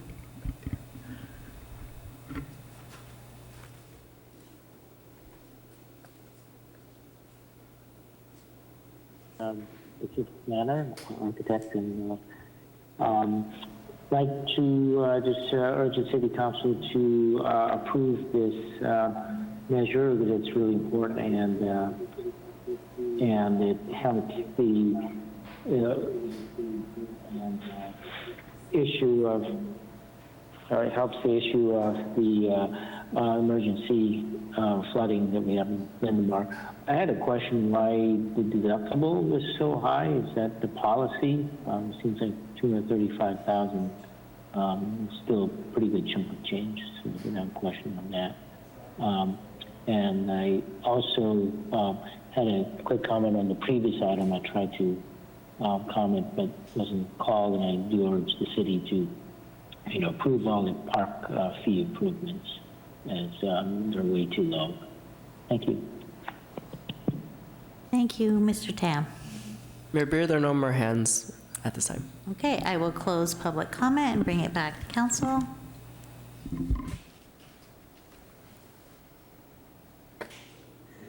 Councilmember O'Neill. I was going to make a motion. And if you are, you do not need to list all of the items. You can That was list. going to be my first question I to you. figured. Okay.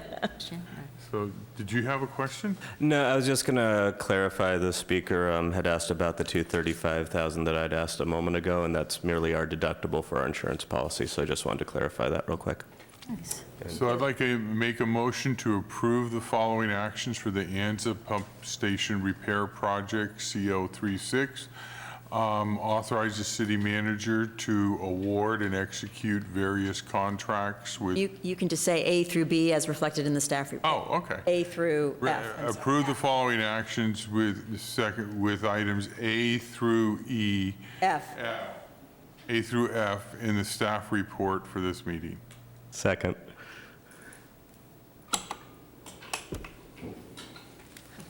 That passes unanimously.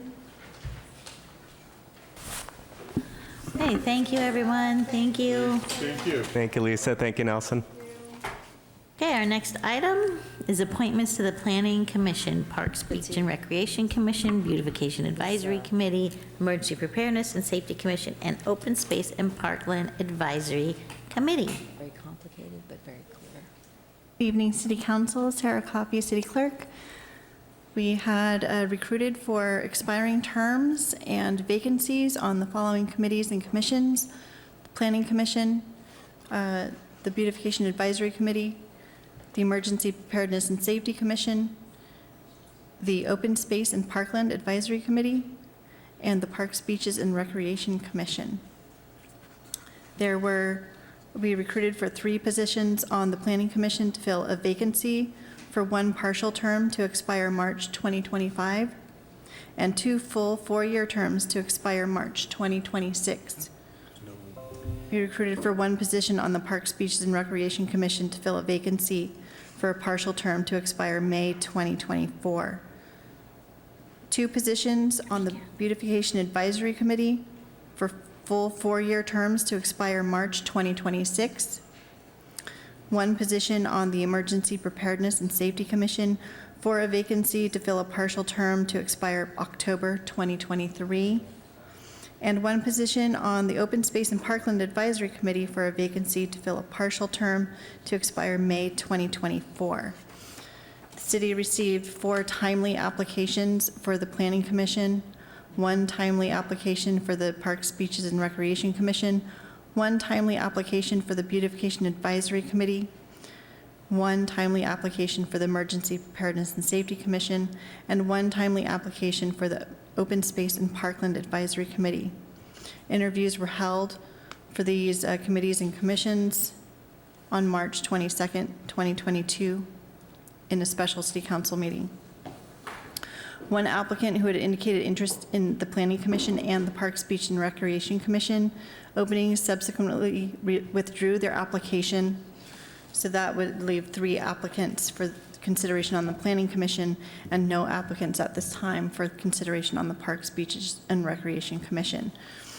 The valid applicants are listed in the attachments in the staff report for this item. And with that, council may deliberate on nominating and selecting applicants for the various committees and commissions. Thank you. I'd like to open public comment. Seeing no cards. Josh, is there anyone on the? There are no callers. Thank you very much, and bring it back to council. I move that we appoint Alex Ferguson and James Godwin to full 4-year terms and Greg Wright to a partial term. Second. You got in there for, is staff, if the council's okay and it's, can I just name everybody else now? Because it's same number of applicants as, there are openings, so. Or do we need to do each committee and commission as a separate motion? No, it can be by a single motion. You can just name the applicant to the committee. So for the one partial term to expire October 23 for emergency preparedness and safety, I nominate Peter Balistreri. For the one partial term to expire May 2024, I nominate Sarah Cardona. There's one other one. Beautification. Oh, and for Beautification Advisory Committee, I nominate Ryan Hoffman. Second.